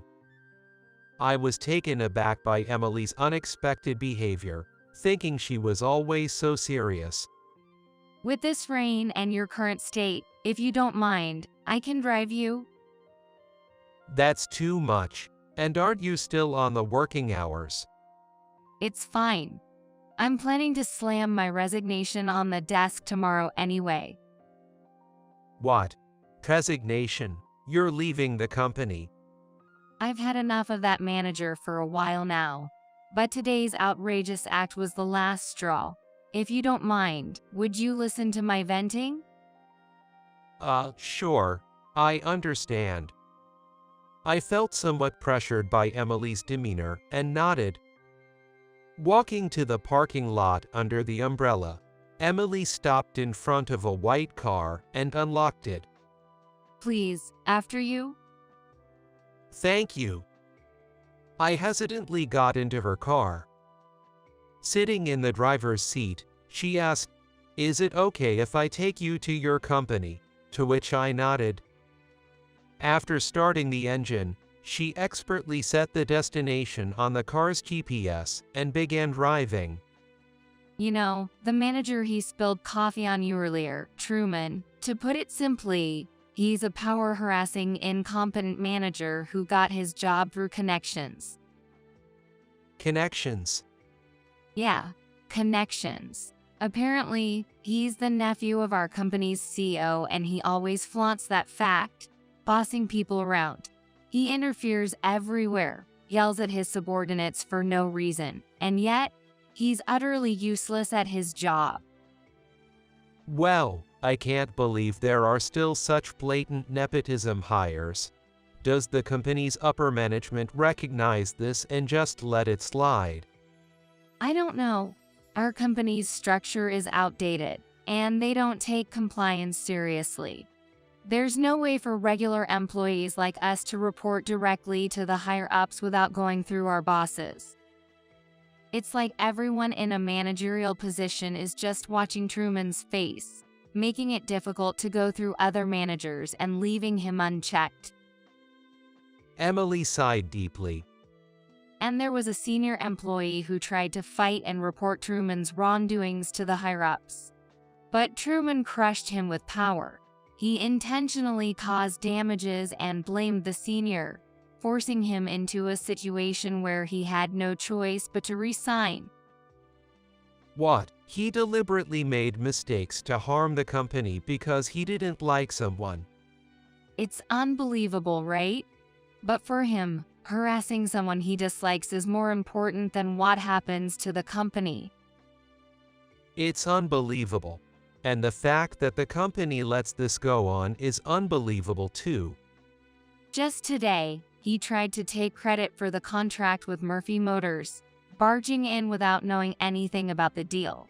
Even though the whole company was buzzing about this contract, Truman was clueless until today. Of course, I had submitted reports and discussed it in meetings multiple times, but he never looked at the reports or paid attention in meetings. It's like he has no interest in work at all.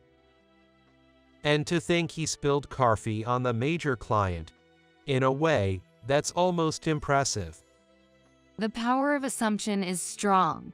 He probably thought that the person in charge of such a big deal at the major company would be some elite in a nice suit. And he never imagined that person would be me, in work clothes, even though the company name was on my chest. That's just the kind of person Truman is. There have been many employees who, like the senior, either resigned because they couldn't stand him or were driven out for various reasons, all because of him. People who genuinely love crafting things and are serious and just end up leaving. And those who stay are either sucking up to Truman or are the type who prefer to avoid conflict. I've put up with his tyranny because I love this industry, but I've reached my limit. I see. I had no idea there was such a problematic person at your company. I was entrusted with this project to learn how to judge people and companies, but I still have a lot to learn.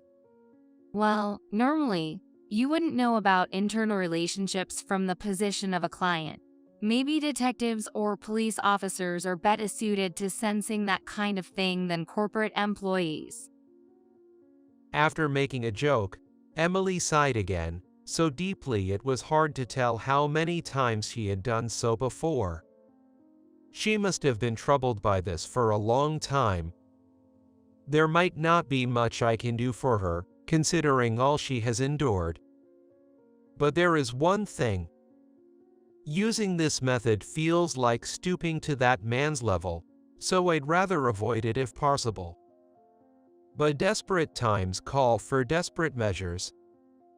After some hesitation, I decided to bring it up. What if, just what if, there was a way to get back at Truman? What would you do? Emily looked surprised. Perhaps she is wondering why I would suddenly suggest such a thing. After thinking it over for a moment, she nodded. If there's a way, I'd want to take action. People like him will ruin the company. We can't let someone who destroys the environment for good craftsmanship go unchecked, not to mention wasting the efforts of seniors and colleagues who have fought before. But, Nick, what kind of method are we talking about? It's simple. Fight connections with connections. It's a bit childish, but they started it, so it's fair game, right? She looked puzzled, but I gave her an encouraging smile. After dropping me off at my company, I immediately headed to a certain place. Despite the surprised looks from my colleagues I passed by, seemingly taken aback by my attire and the unusual atmosphere, I didn't let it bother me and proceeded to knock on the door of a specific room. A few days later, I had Emily come to our company's conference room under the guise of a business meeting. As I knocked and opened the door to the conference room, I could feel Emily gasp in surprise behind me. What? President Murphy. The president of our company waited for her inside the room. Emily, being a car enthusiast, recognized the president. She was stunned, standing there as if frozen, at the unexpected presence. Hey, you must be Emily. My son always seems to be in your care. Is he your son? After expressing her surprise, Emily seemed to ponder for a moment. She was likely trying to recall if she knew someone with the surname Murphy. The president watched his reaction with a bit of amusement, then turned to me. It's the man standing next to you, Emily. Really? Emily looked at my face. I nodded silently. Seriously? Sure. I had heard that your dad also worked for the same company, but I never imagined you were the CEO's son. Oh, but the last names are different. Ah, complicated family matters. Emily seemed confused as he glanced back and forth between me and President Murphy before asking me hesitantly. No, It's not about hiding the fact that I'm the CEO's son. I use the name Addison at the company. Addison is my mom's maiden name, and my real name is Nick Murphy. Only the executives and some employees know I'm the CEO's son. Born into a privileged family, both of my parents, despite being busy, poured all their love into raising me. I loved my family business, cars, and I admired my dad who worked hard for the company, striving to follow in his footsteps. However, this perfect environment also bred unwarranted jealousy and resentment. Achievements in exams or competitions were often attributed to parental influence, not my own efforts. Whether it was sports or arts, it might be a compliment for them, but there was no way that I could be pleased when they said, "If your parents are good, the son will grow up well." Friends, perhaps jokingly, teased me for being a rich kid. In high school, my first girlfriend bragged behind my back that her boyfriend was the CEO's son. Being known everywhere as the CEO's son felt more like a shackle than an honor, which is why I wanted to hide my identity and test my own abilities while I was still young. This guy is stubborn. He insisted on not using any connections, took our company's job hunting on his own merit, and joined the development team. Of course, I had asked the head of development to give him tasks outside of development as well to gain experience. Sending him to deal with Emily Company was part of that process. I wanted him to learn how to judge other companies and people. But I never expected my son to return home having had coffee spilled on him. We are truly sorry for the misconduct of our employee. That's all right. We don't want an apology from you. It needs to come from Truman himself to be meaningful. Yes, that makes sense. Emily agreed, with her expression complex.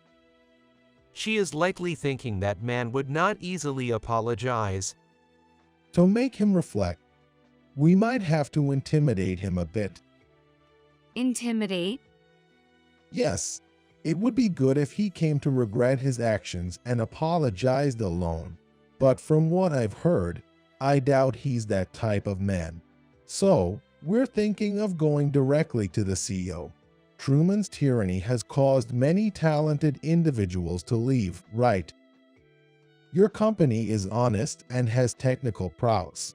It would be a significant loss for us to let it go, and we truly hope for reform. To that end, let's bring up the contract, though a little pushy, and say that we can trust a company that disrespects compliance like this. My dad said, pausing before smiling gently. It was not the expression of a CEO, but the gentle, caring face of a dad shown at home.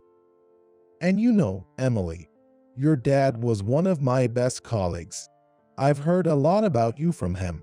I personally cannot forgive a man who causes pain to the dear daughter of my valued employees, so I hope you'll allow me to meddle a little.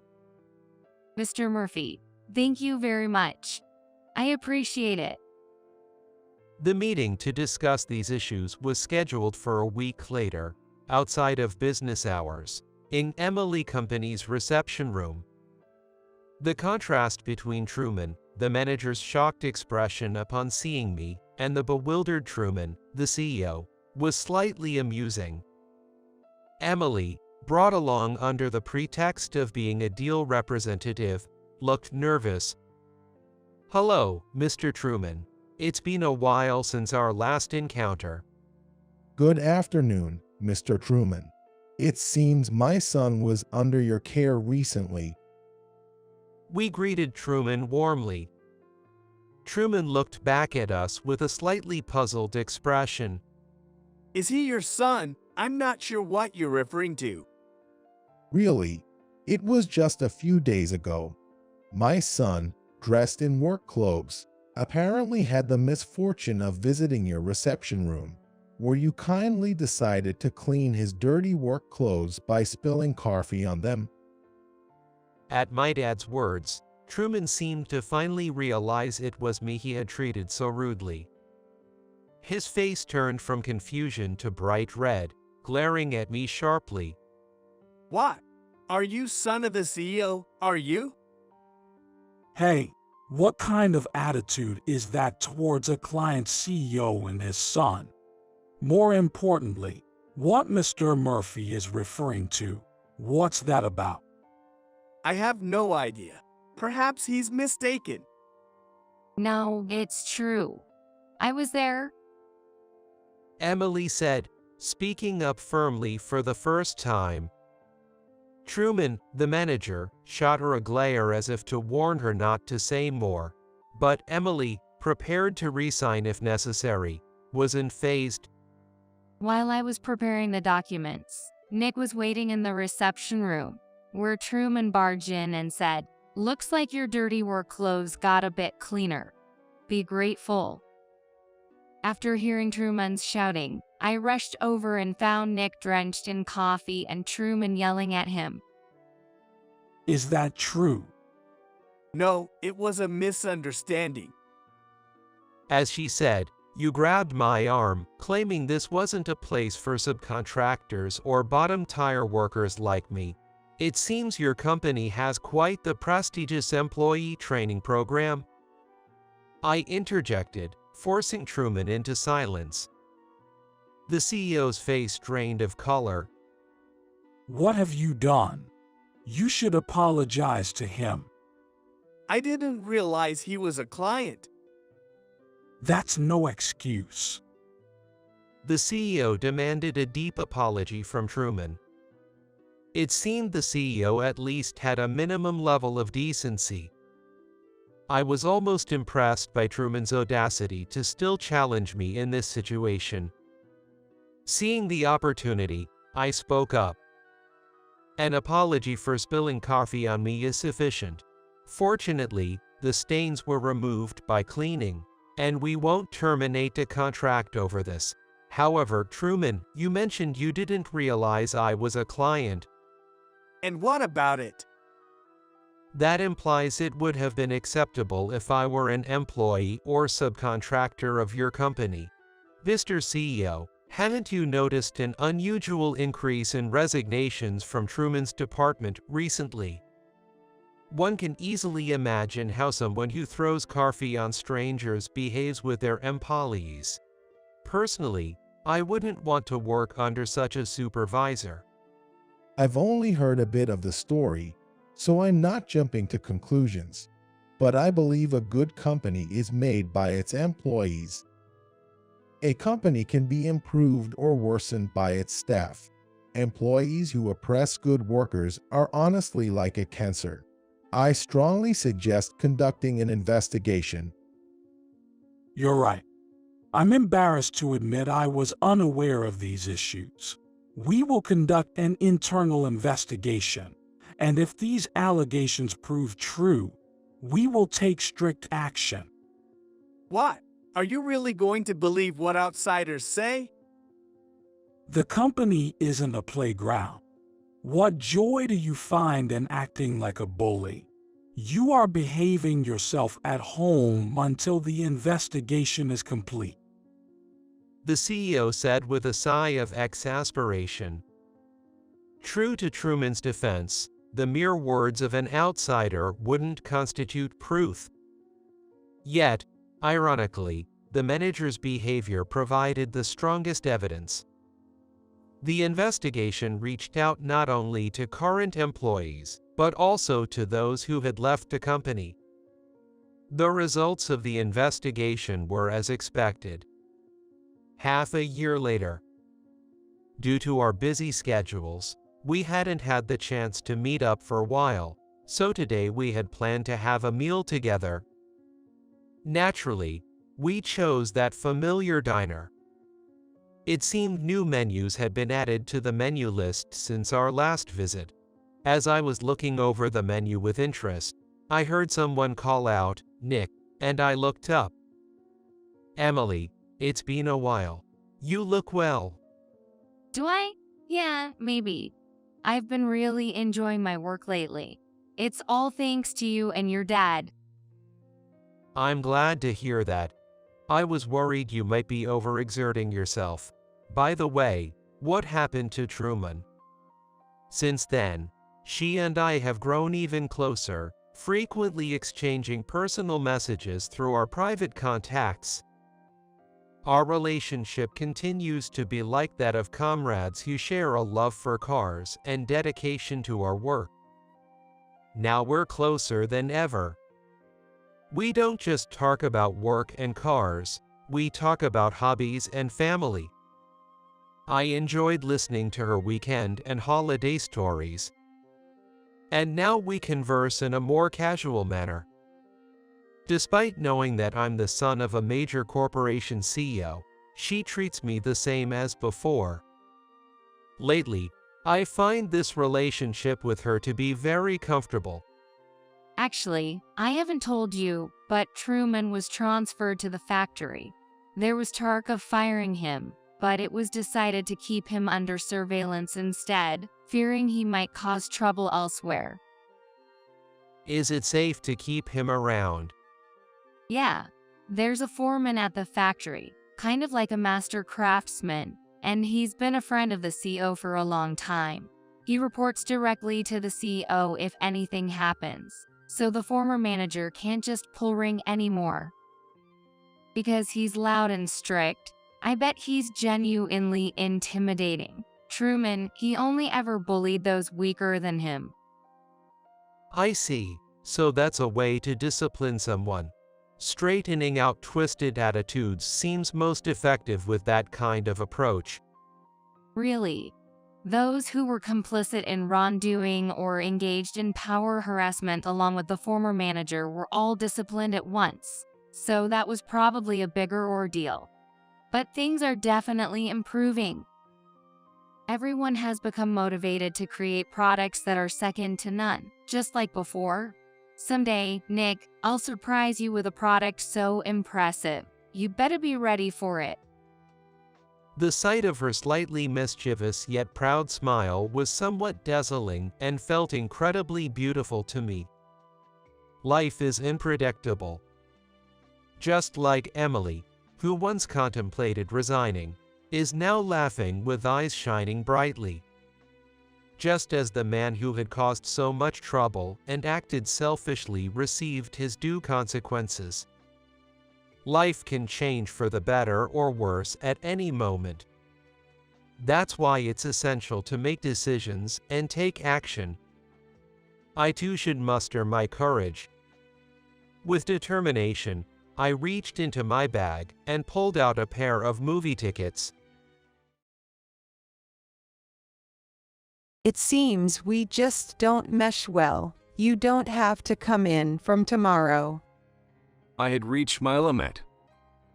I couldn't follow such a boss any longer.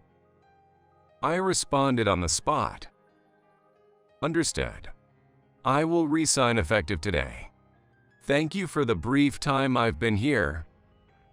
At that moment, it was decided that I would leave the job I loved. While I was getting used to the fast-paced days, a newly hired clerk came to tell me there was a visitor. Wonder what it is, I thought as I headed to the reception room, where I found Samantha waiting. John, please, won't you come back to our company? Upon seeing me, Samantha immediately prostrated herself on the floor. The once domineering Samantha who was harsh on employees was nowhere to be seen. My name is John Baker. I've been working at a boutique couture shop in a small town for 20 years. Though it's called a couture shop, there have been fewer customers looking for couture lately. So we also handle suits, shirts, and even school uniforms, which has allowed us to keep going till today. Far from being dissatisfied with this company, I am fond of it for its community ties and values.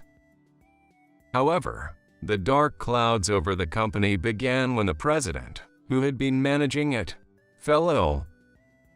The boutique was established by the president in his younger years, but he had been unwell lately.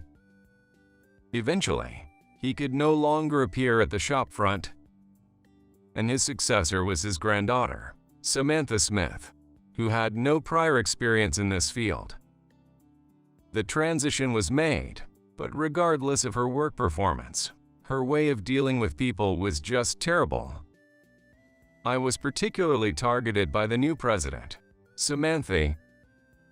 John, how's sales lately? I'd like you to secure some new contracts soon. She asked me, clearly in a bad mood. Yes, I've been making rounds, but it's hard to find individuals interested in ordering couture. It might sound like an excuse, but it's true that interest in couture has been waning over the years.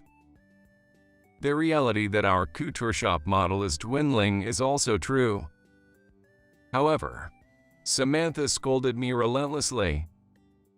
I don't want to hear excuses. It's not that contracts can't be secured. You just haven't done enough until you get them. It's not enough to just visit our regulars. I need you to find new clients.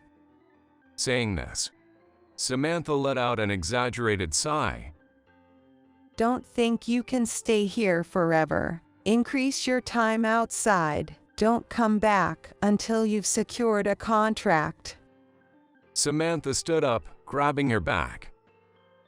It was a designer bag and a well-tailored suit.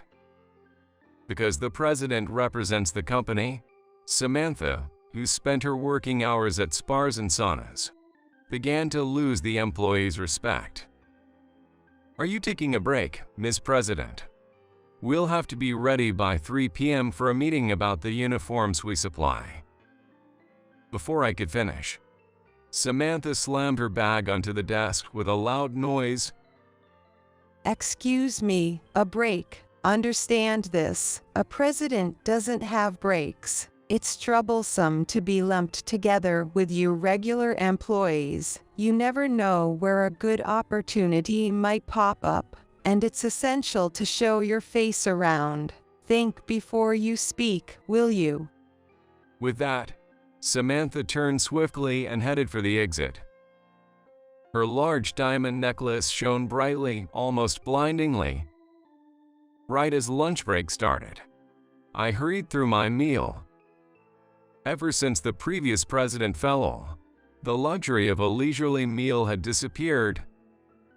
Since Samantha took over, there's been an increased focus on performance and contract numbers, with no tolerance for maintaining the status quo or regression.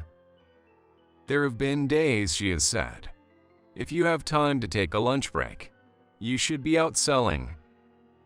Gone are the days of casual small talk and ordering takeout together. Now, none of that happens. It was a precious time for employee communication, but thinking those days are gone makes me incredibly sad. However, there's no time to wallow in sentimentality. Today, besides visiting our valued clients, I need to secure a new contract. If I skip the greetings for businesses and individuals whose orders are already confirmed, I could make more sales visits. But having been in this job for many years, I deeply believe that personal relationships are what matter most. It's enjoyable to work on and choose important couture pieces with a trusted tailor who understands you, and customers feel reassured by established relationships. That's why they buy expensive couture and choose us for their parties and wedding couture. Though I can't take my time, I make sure to greet our suppliers and valued clients carefully. At one elderly customer's home, I asked how their grandchild's wedding went. This grandmother had chosen and purchased her granddaughter's wedding couture with me. Hearing wonderful stories about the wedding and how satisfied they were with the couture made me really happy. When she said, "Please take care of my other granddaughter's wedding," I was truly delighted. As this goes, there's hardly any time left for visiting potential new clients. So naturally, I haven't secured any new contracts. The clock had just struck 2. I had to head back soon to make it in time for a meeting, so I started back to the office with heavy steps. Welcome back. How did it go? You didn't slack off, so you must have snagged at least one contract, right? Samantha's words made me mumble in response. Samantha, who had returned early for once, was here, and her presence was almost enough to drive me insane. Seemingly displeased with my reaction, Samantha kicked the desk and raised her voice.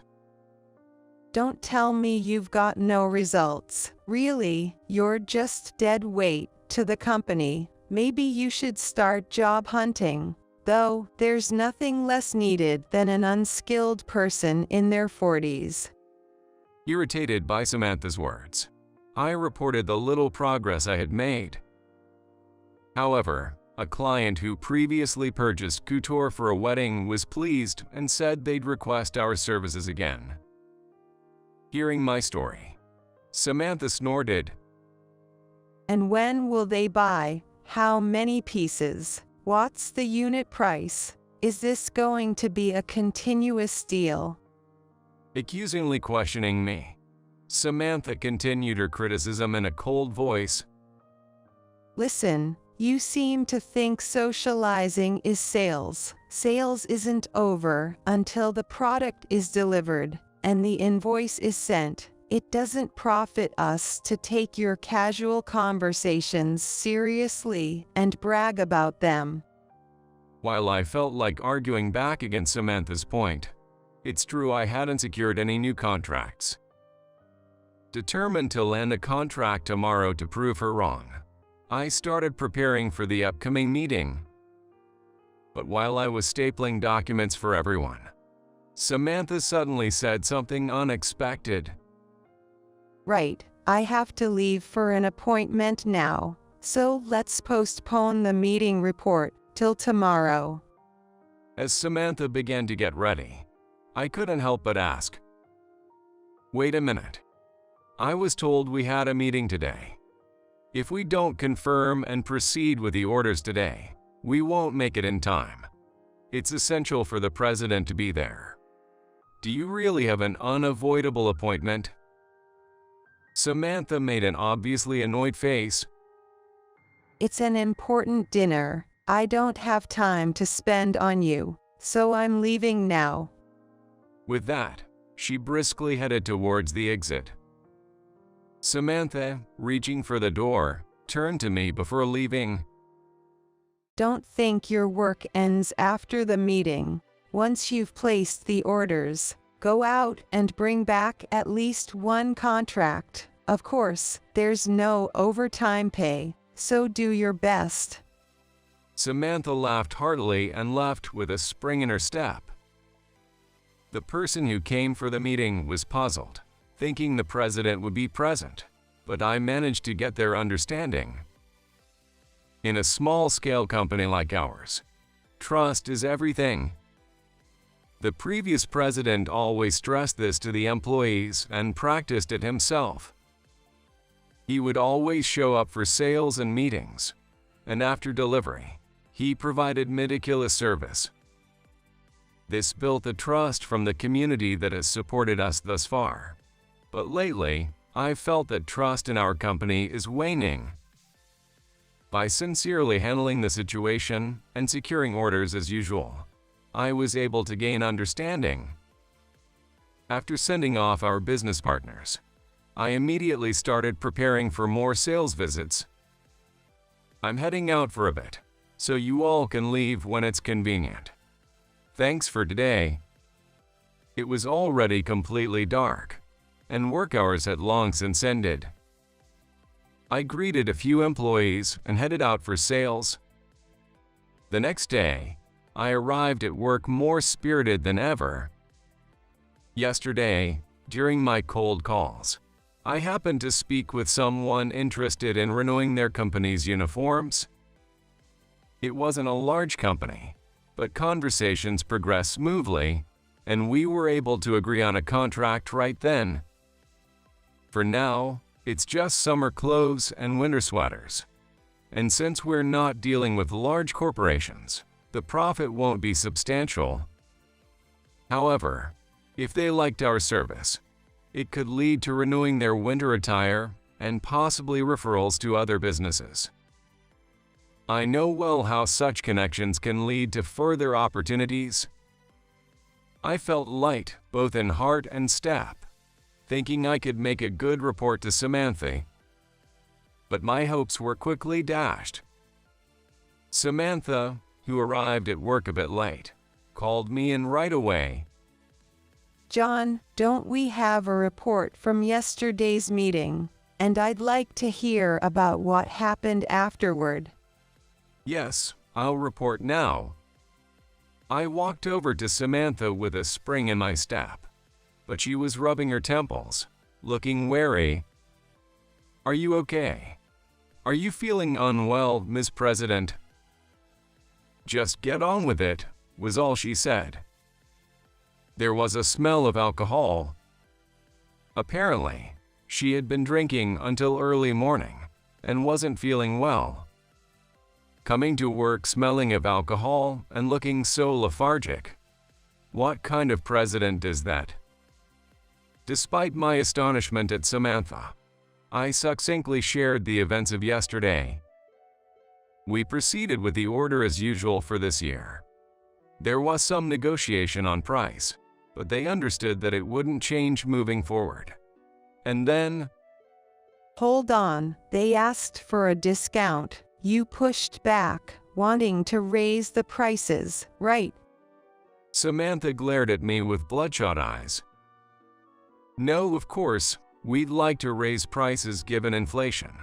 But since we're distributing the same products as other companies, that's difficult.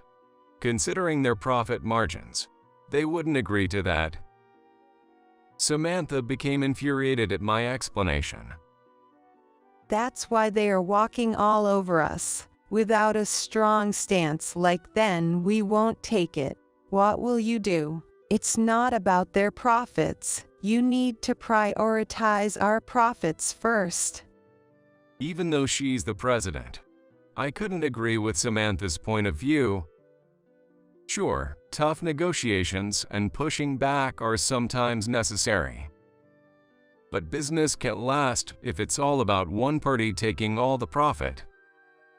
Especially in dealings between companies, that's even more the case. Arguing would only add fuel to the fire. I continued my report from yesterday. We'll consider the pricing moving forward. Also, we secured a new contract. My report seemed to spark a slight interest in Samantha. Not bad. How much profit will it bring? We've taken an order for summer clothing and winter sweaters for a company of a few dozen employees. It's not a huge scale, but it's a start for future opportunities. However, Samantha looked disappointed at my explanation. That's it. And it's not even couture. Really, you're useless. After all the running around outside of work hours, this was her response. I had reached my breaking point. Excuse me, but you don't understand anything about this job. It's these connections that get us work. Your focus on immediate profit is wrong. For the first time, I stood up to my boss.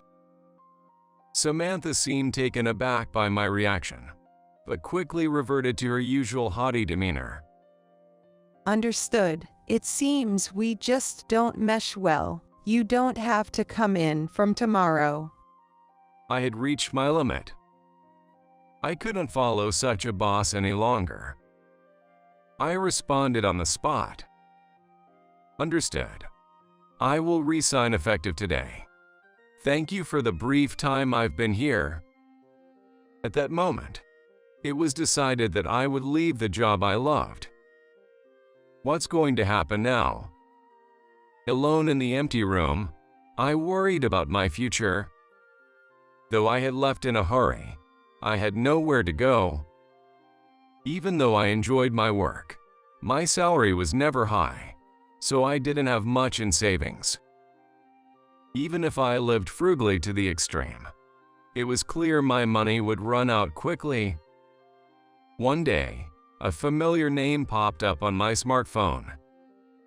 Tom Wilson. Tom and I went to the same college, and for the first few years after graduation, we kept in touch and went out for drinks. But it had been years since we'd interacted outside of exchanging greeting cards. The call from an old friend made me overjoyed. "Long time no see. How have you been?" Really, it's been a while. I'm good. You sound well too, John. I was excited, but Tom's next words dampened my spirits.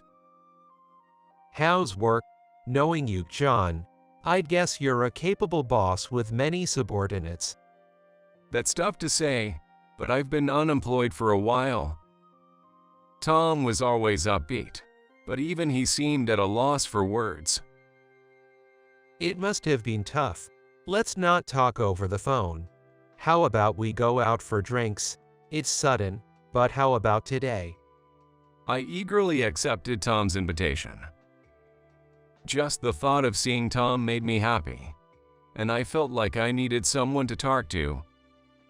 We decided on a place and time, and agreed to meet at a pub we used to frequent. I was shocked. You clashing with the president and storming out of the company. You used to hate conflicts, always apologizing even when the other party was at fault. I was surprised too, but I just couldn't get along with the new president. Not understanding the field work is one thing, but not considering clients or partners at all. Tom listened to my complaints, nodding all the while. Even after years without seeing each other, I was grateful to have a friend with whom I could speak so openly. Did you always work in sales at that company? Sales was the main part, but I also worked on the company's website and tried developing new products.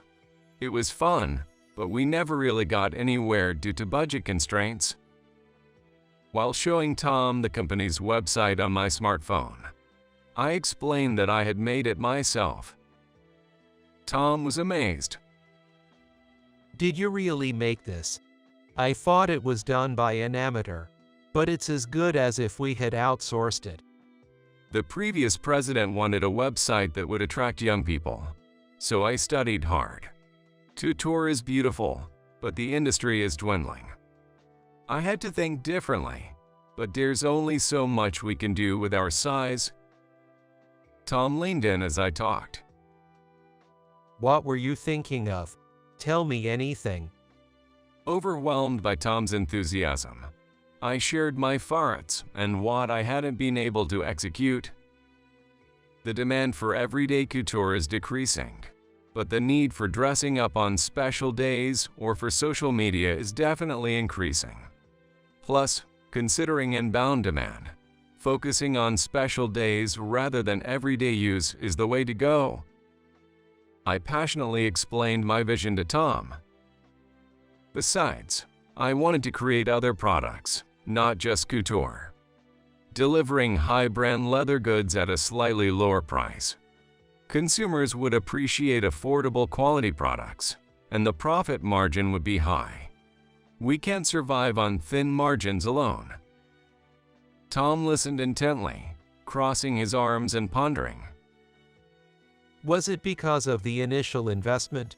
Or did you not proceed because you had no funds? That, and the current president harshly criticized the idea. She said a couture shop shouldn't bother with extras. I understood the president's point of view. I too wanted to preserve the old couture shop that the predecessor cherished without changing it. But it's impossible to resist the tide of time in a declining industry. I had hoped to bring new ideas to the company, but they were not welcomed. Tom finished his beer in one gulp, then turned to me. John, how about working for my company? I'll pay you a fixed salary equal to what you were making, plus commission on sales. Not a bad deal, right? Tom's eyes were serious. I knew Tom had started his own brand and was managing it as a sole proprietor, but I hadn't expected he could afford to hire someone like me. When I tried to confirm what he had said, Tom laughed and said, "You underestimate me, true. My main business is online, and I don't have a physical store, but that's enough nowadays. It's about time I expanded. I can't keep up with just outsourcing." Then Tom whispered to me the turnover of his store and how much he earned in a month so that others couldn't hear. Hearing the amount, my eyes widened in shock. He was making in a month what I earned in a year. So, I'm looking forward to it. I'll be counting on you from next week. We agreed to formalize the contract later, but it was decided that I would be hired at Tom's company. At Tom's company, I immediately made an impact. Revamping the previously hard-to-navigate and inconvenient product search website, the page views skyrocketed by more than tenfold. Additionally, I introduced suits and leather accessories to Tom's company, which had mainly been selling t-shirts. The usability and quality were well received, and word of mouth led to sales that soon overshadowed the t-shirts. Hey, the orders won't stop, and production can't keep up. Can you do something about it? Offering good products at low prices, plus the brand reliability Tom has built up over time. I'm really happy to be able to do what I couldn't before due to budget constraints. Even as we spoke, purchase notifications kept popping up on the tablet. Production was nearly at its limit, and Tom seemed happy but scratching his head. Your old company let go of a real talent. It was just good timing and the right environment. Anyone could have done what I did. Suddenly, my smartphone rang. Looking at the display, Samantha's name appeared. Wondering what she wanted, I nervously answered the phone. Hello. John, something terrible has happened. Can you come back? Actually, I need you to come back right now. Is that okay? Samantha sounded more flustered than ever, so I decided to listen. What's wrong? Our couture customers say they'll go elsewhere if you're not here. Other partners are also asking for you, and the company website is having continuous issues without updates. Can you come back soon and help? Even though I was no longer with the company, I responded politely.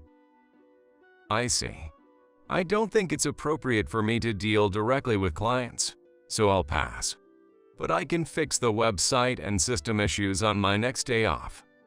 I didn't hand that part over, so that's my bad. I thought I was being reasonable, but Samantha seemed unsatisfied. What are you talking about? Just come back. After all the company has done for you, what are you doing wandering around? I was terminated from your company. Are you offering to rehire me?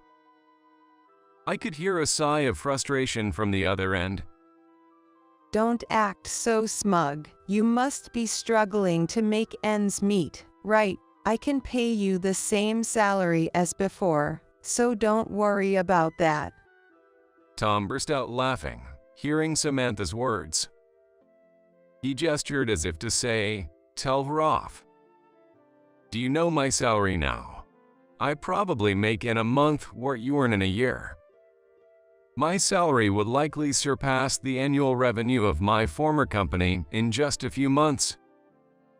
Though I had fond memories of my old workplace, I was fulfilled in my current job and certainly didn't want to return to work under such a boss.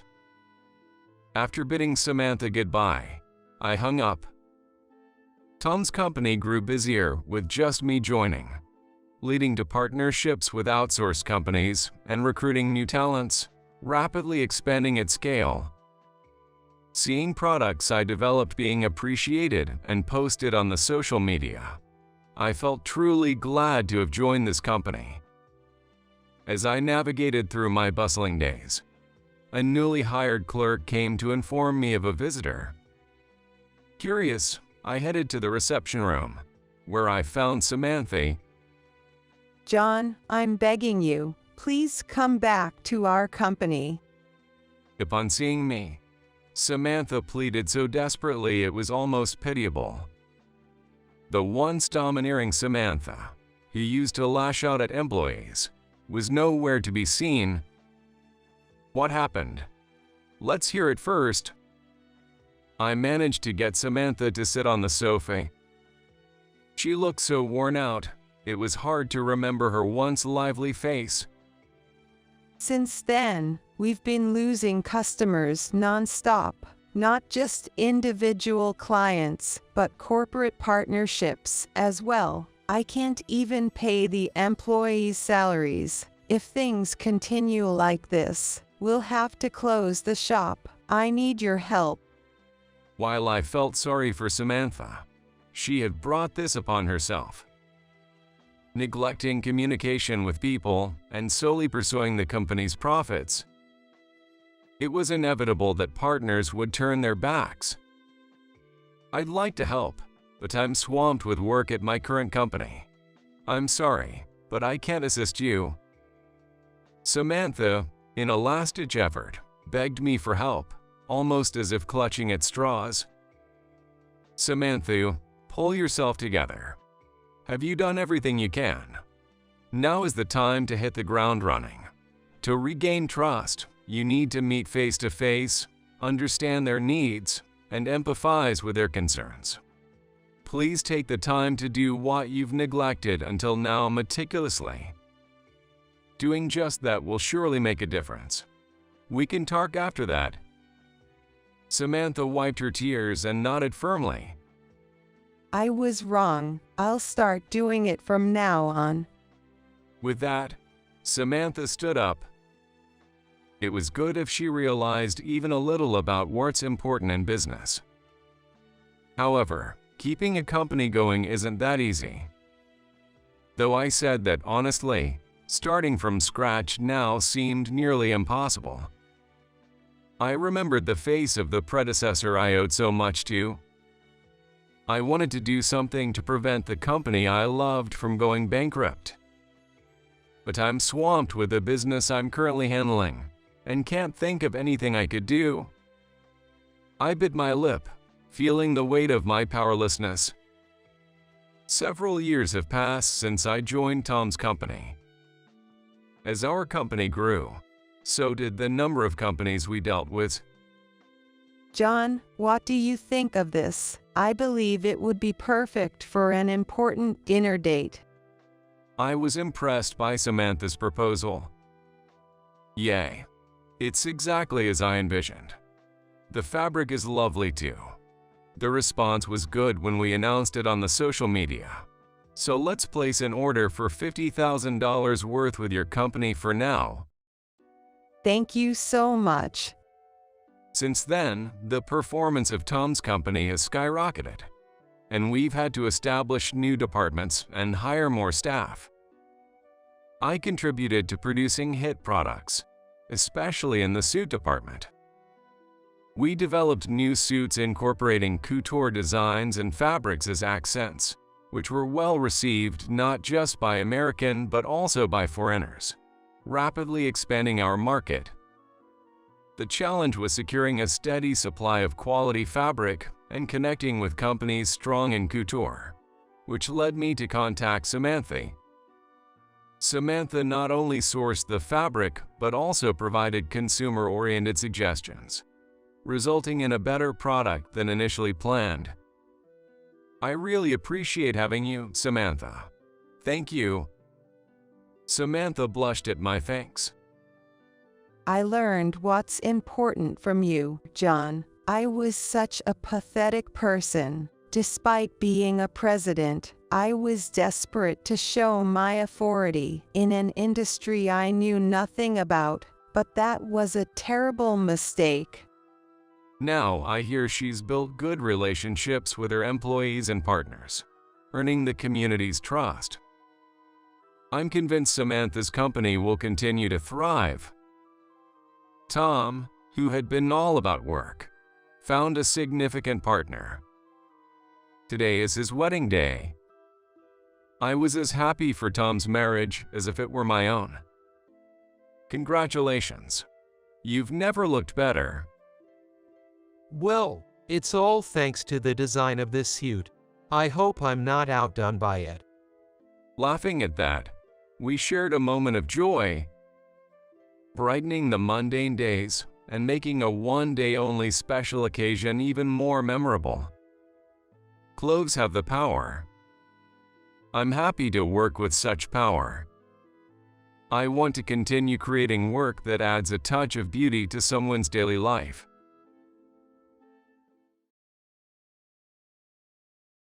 Make sure to check the documents and then summarize them in a report.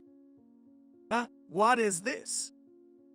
After working for decades, can you even do a simple document check? Really? Just because he's the manager, why does he feel the need to talk down to everyone? There's something to be said for professionalism. No, even basic human decency. To think he made it to become a manager without being able to use formal language. If you've got it, make sure it's done by today.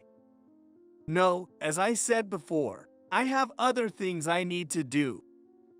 That doesn't matter. If you can follow my orders, I'll have to fire you. Fired? Does he really think I'll just do as he says? It's not like I'm rebelling just because he's younger. If it were truly necessary work, I'd take it on without complaint. But the documents he handed me were from the back shelf. And they're from 5 years ago. Why summarize documents for a company we've already ceased dealing with? It was a waste of time, and I had no intention of playing along with this farce. Hey, did you get those documents summarized?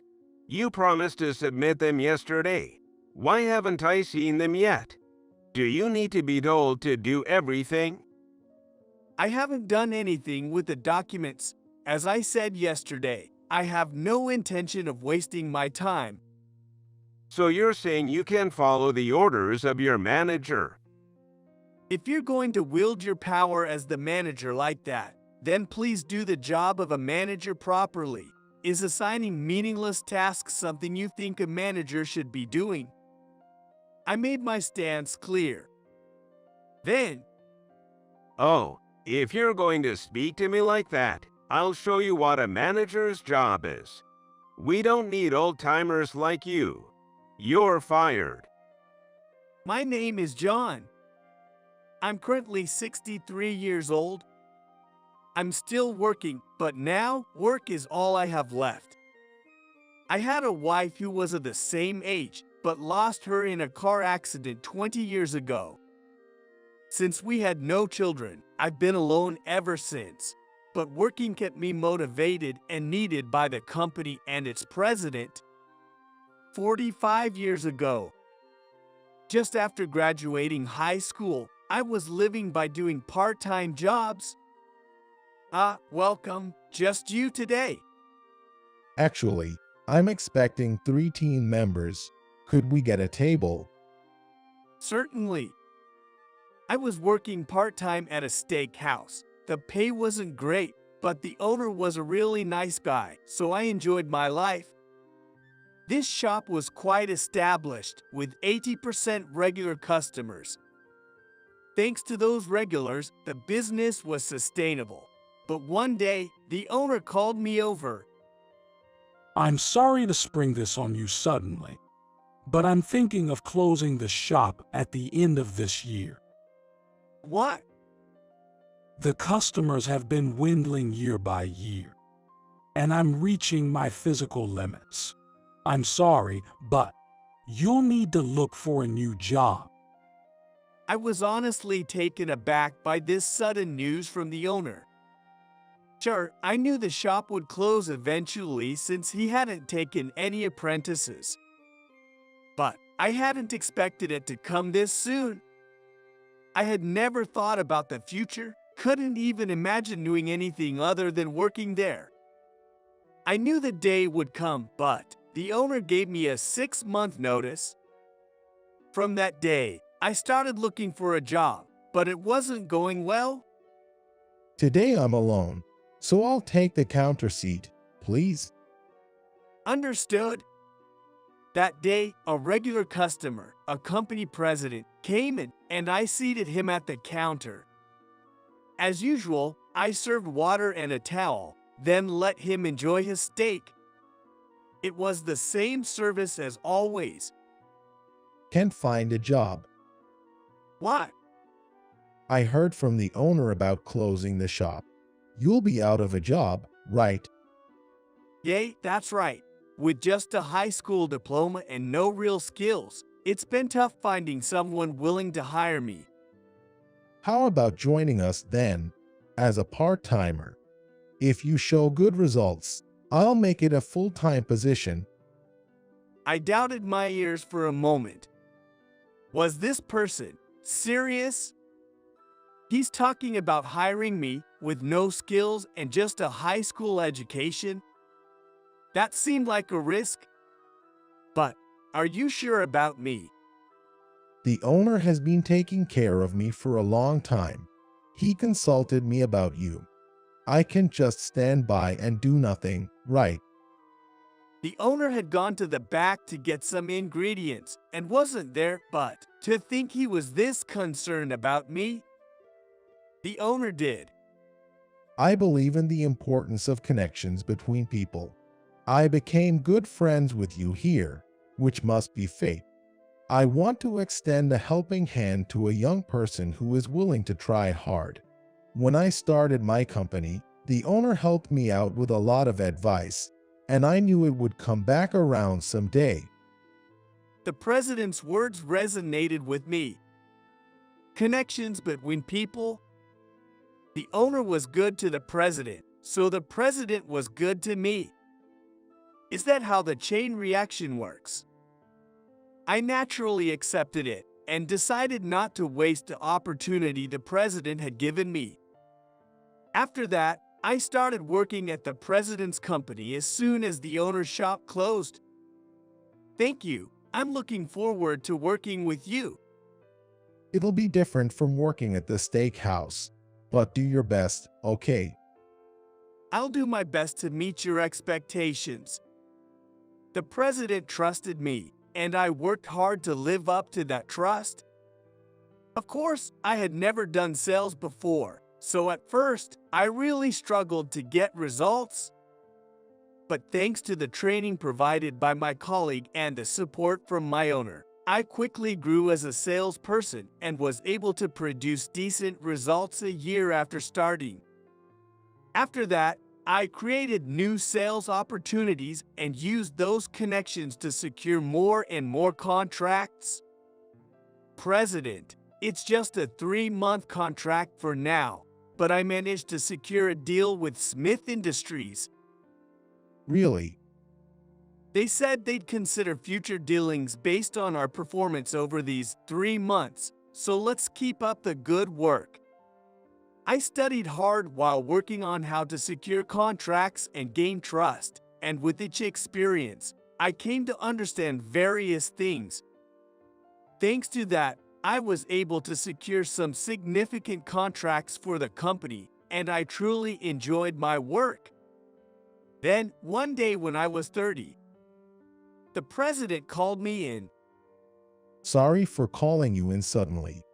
I wanted to talk to you about a promotion. A promotion?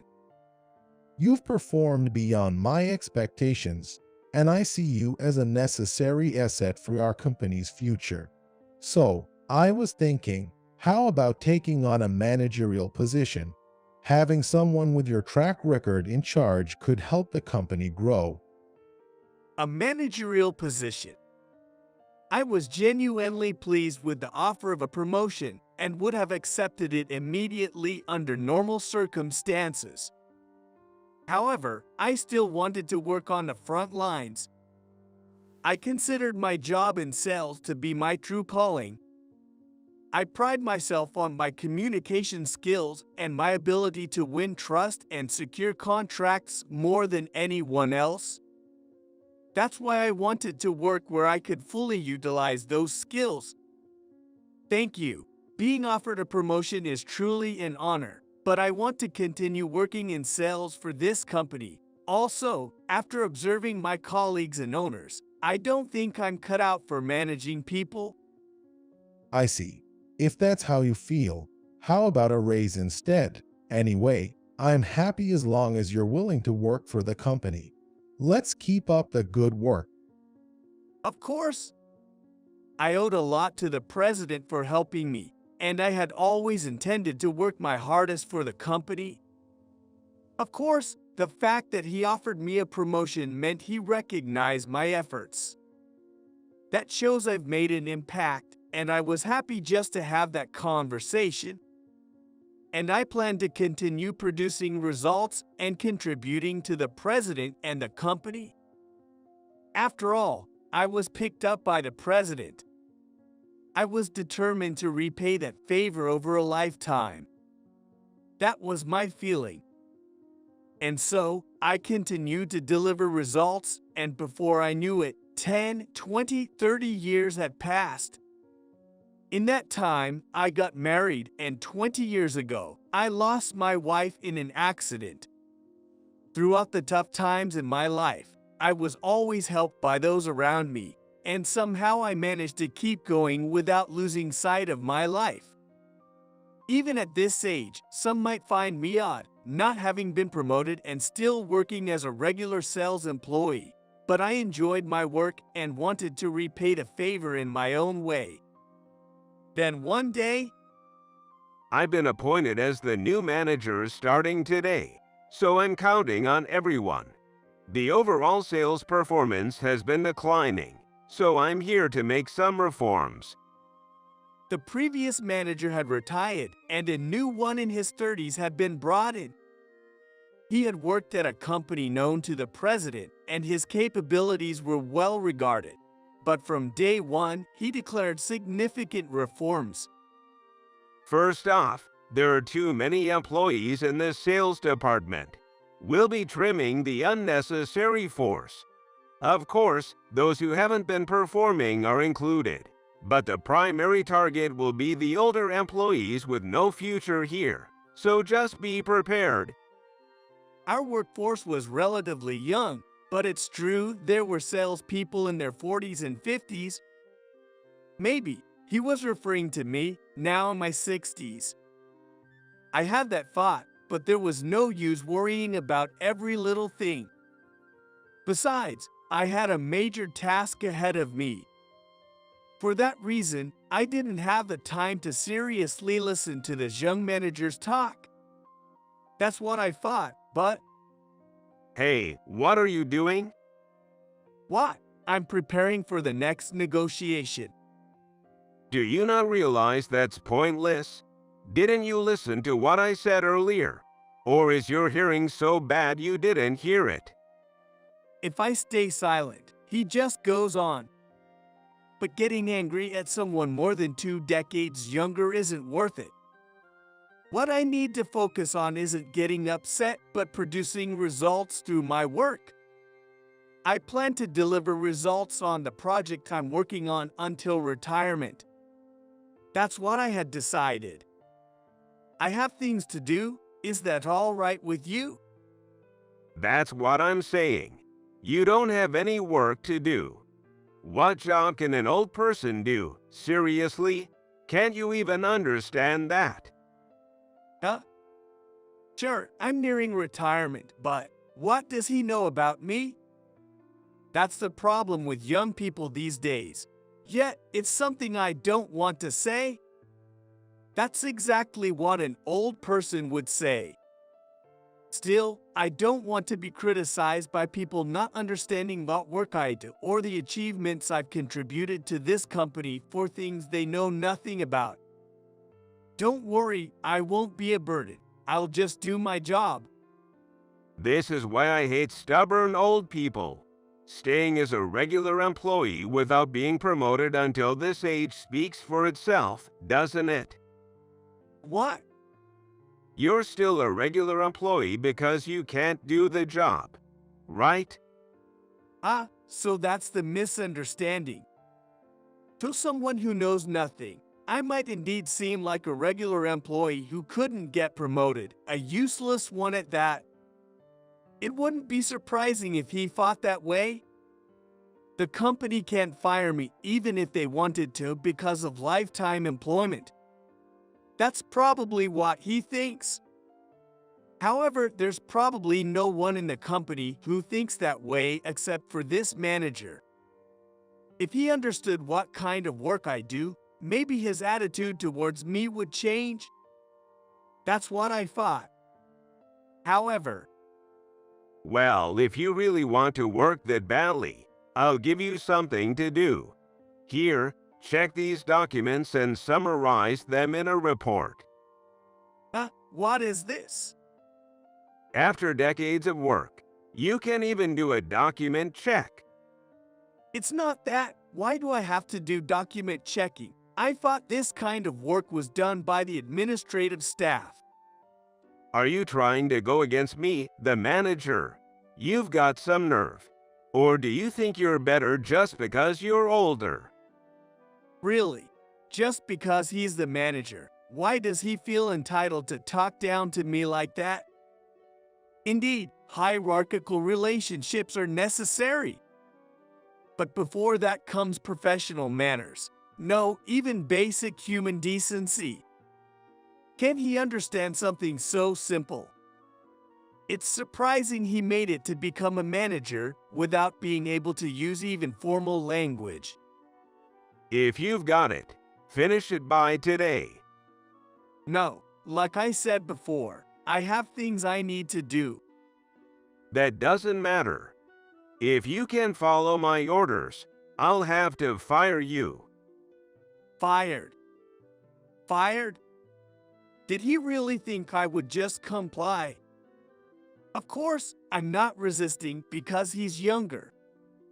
If it were truly necessary work, I would take it on without complaint. But the documents he handed me were from the back shelf. And they're from 5 years ago. Why summarize documents for a company we've already ceased dealing with? It was a waste of time, and I had no intention of playing along with this farce. Just get to work already. He left after saying that, but I had more important work to do.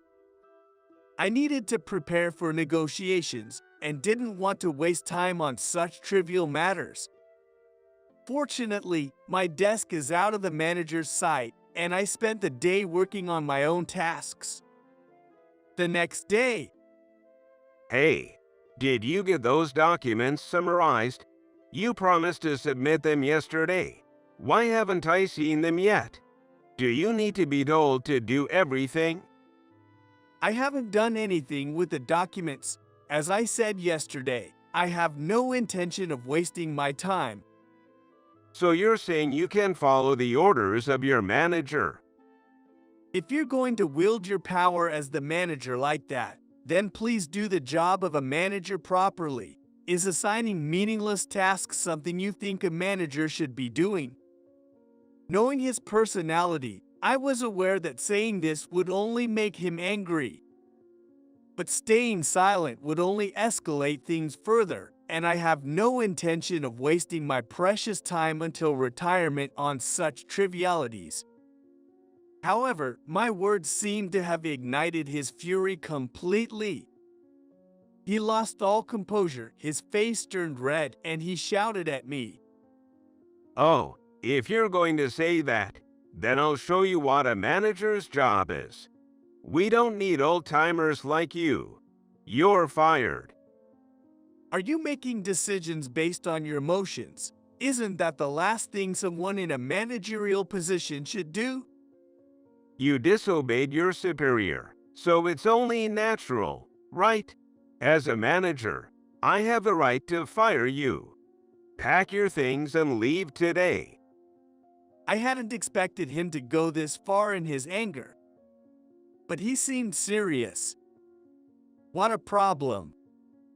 I've never dealt with someone like this before. But I understood his personality then. Continuing to argue logically with him was pointless. If you insist, I'll leave immediately. What about the handover? Your work is trivial and unnecessary. No one needs it, so there's nothing to hand over. What are you even talking about? That's my line. What was he talking about? I wish he would stop being so selfish. Was that also an order from the manager? Since he said there was no need for a handover, then I won't do anything. So, you're saying there's no need for a handover? Of course. It's better for us if an old-timer like you disappears quickly. Understood? Since that's what he wanted, I left as he wished. But whatever happens next is not my concern. I was fired by the manager. It's up to him to fill the gap I leave. Understood. In that case, I'll leave the succession and everything else in your hands. With that, I'll take my leave. Leave. Someone like you is better off quietly enjoying retirement at home. I couldn't help but be amazed at the manager looking down on me until the very end. But that's just his character. People like him don't change because you say something. It's a waste of time and effort to even try. So I'll just do as he says. As he put it, I'm just a regular employee. And I got fired for defying the manager. That's all there is to it. However, I wonder if the other employees realize how bad it is for me to be leaving in this manner. Before I could leave the company, I was stopped. Are you really going to leave? I got fired, so I have to. But it seems the new manager will take care of everything, so don't worry. But if you ever have any trouble with work, feel free to reach out to me. You can always contact me. I said this and left, but my colleague looked quite anxious. It's understandable. But my place is no longer at the company. So it can't be helped. I thought of it as an early retirement as I reached home. I need to say goodbye to the president too, but I decided to wait and see. I just couldn't believe that this was the end of it. A week later. Hey, who's handling this $1 billion deal? That would be John. Have you forgotten? You fired him last week because he was old. What? He was in charge of such an important deal. No wonder the performance wasn't improving. It's all because the old folks were covering for each other. Even after I was gone, it seemed the manager had been bad-mouthing me, but I couldn't care less. What he thinks of me doesn't matter anymore. Let him say what he wants. However, I had been waiting quietly for a week. I knew exactly what would happen because I was in charge of that deal. So, what are you going to do? Don't worry, I'll handle it myself. Apparently, the manager went to meet with my former client. There was a scheduled negotiation that day. Of course, since he said he would take over everything, I left all the documents with him. But whether he could handle the negotiation was questionable. Nice to meet you. Hello, isn't John coming today?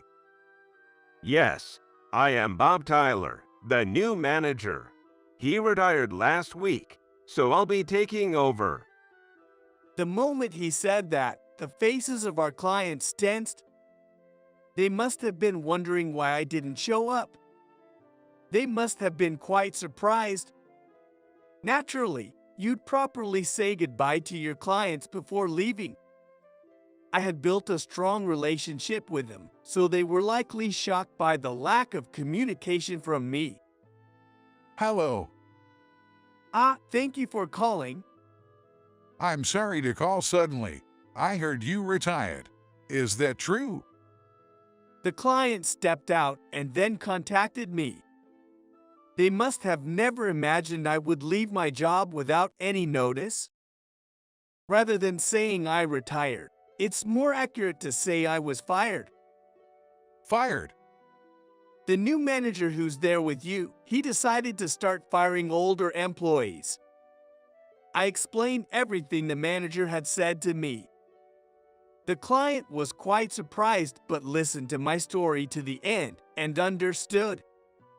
In this day and age, it's unheard of for someone to be fired in such a manner, so they must have been bewildered. But the fact that they believed me without any doubt shows how much trust I had earned from them. So that's the situation. Understood. We'll start the negotiation now, and I'll get back to you later. I'm truly sorry for ending things this way. It was irresponsible of me, and I apologize. No need to apologize. It's not your fault.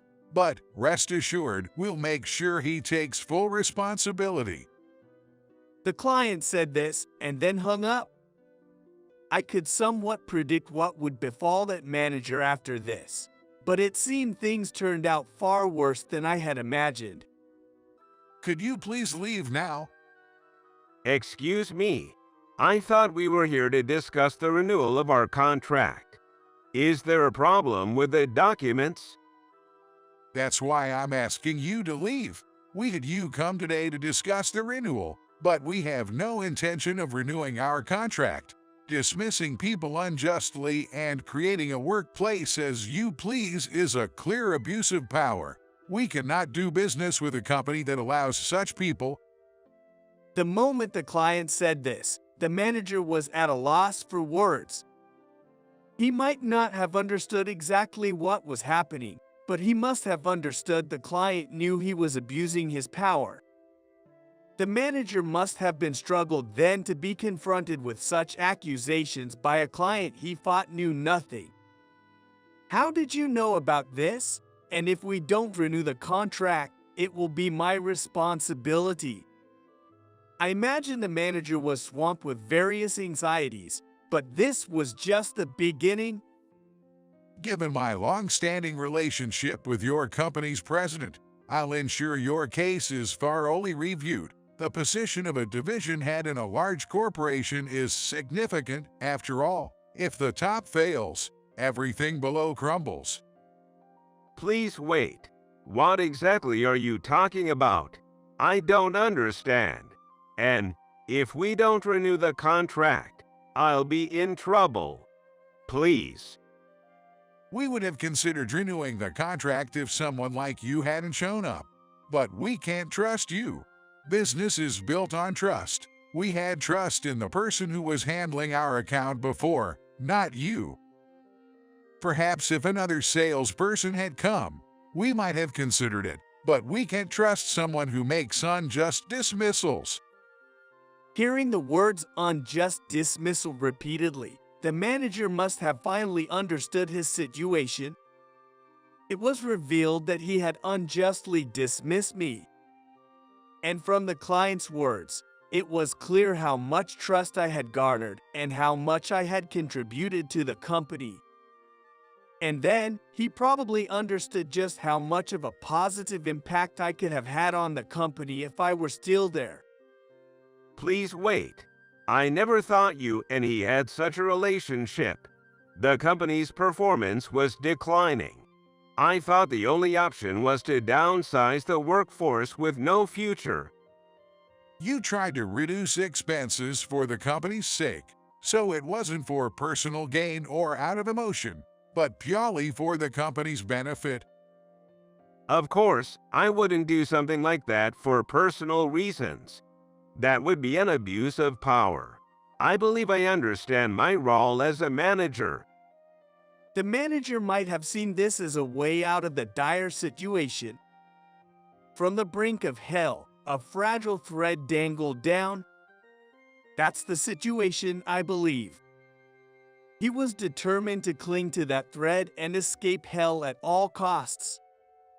With that mindset, the manager frantically continued making excuses, unaware that those very excuses were tightening the noose around his own neck. So, let me ask you one question. Who do you think is the least necessary person for the company in the current situation? The least necessary person? That would be those who haven't produced results, I guess. Not producing results doesn't mean there's no potential. New employees can't produce results immediately, and nurturing them is the job of the company and management. A wrong answer could sever the thread to escape from hell.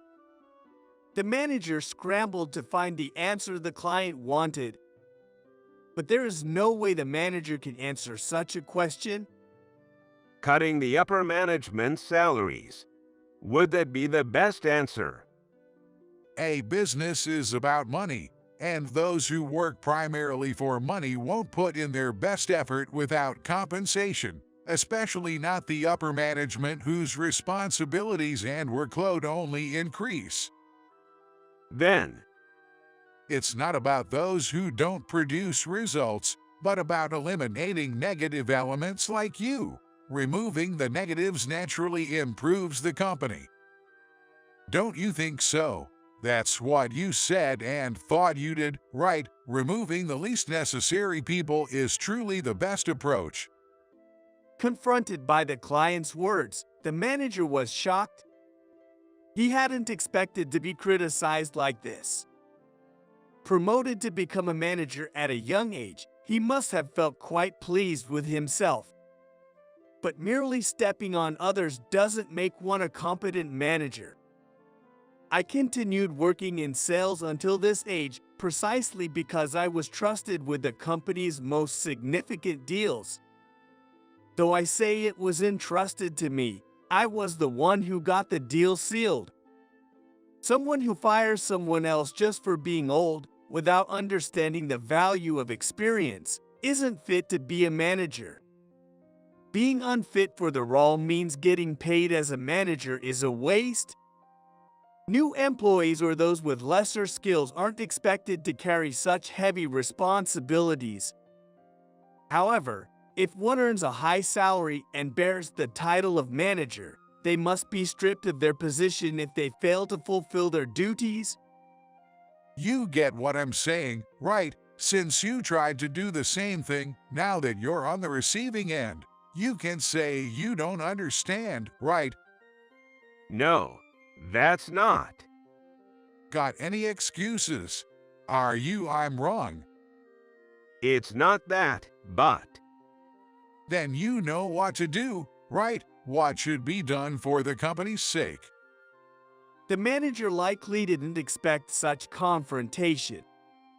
He turned pale and fell silent. But it was the manager himself who clearly stated that unnecessary people for the company should be fired. Then, it's imperative to see that executed.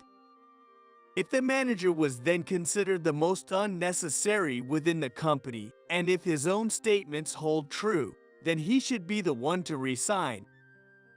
But I have a family. Weren't you acting for the company's sake? Are you going to bring personal issues into this?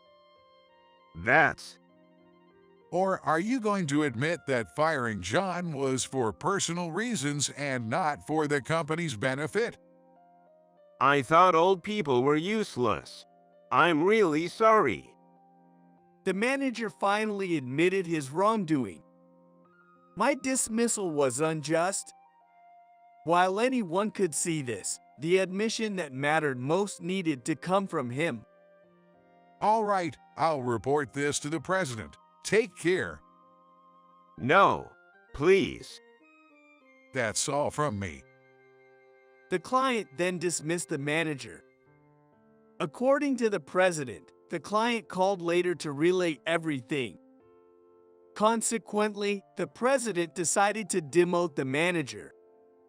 Upon hearing this, the manager was outraged, but the president detailed my hiring and efforts.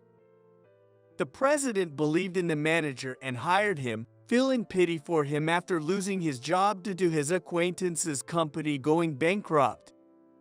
The president had given the manager a chance out of sympathy, seeing a bit of me in him. However, focused only on results, the manager faced demotion due to his anger. It was his own doing. It couldn't be helped. I appreciated the president's opportunity and worked hard to repay that kindness. The manager took his position for granted. By then, the outcome was already decided. Later, the president contacted me, and I was able to return to the company. Busy since my return, I've committed to fulfilling my duties. The connections between people can sometimes greatly influence one's life. That's why it's crucial to value those connections, or life may take a turn for the worse. To prevent that, I want to live my life, never forgetting the kindness shown to me.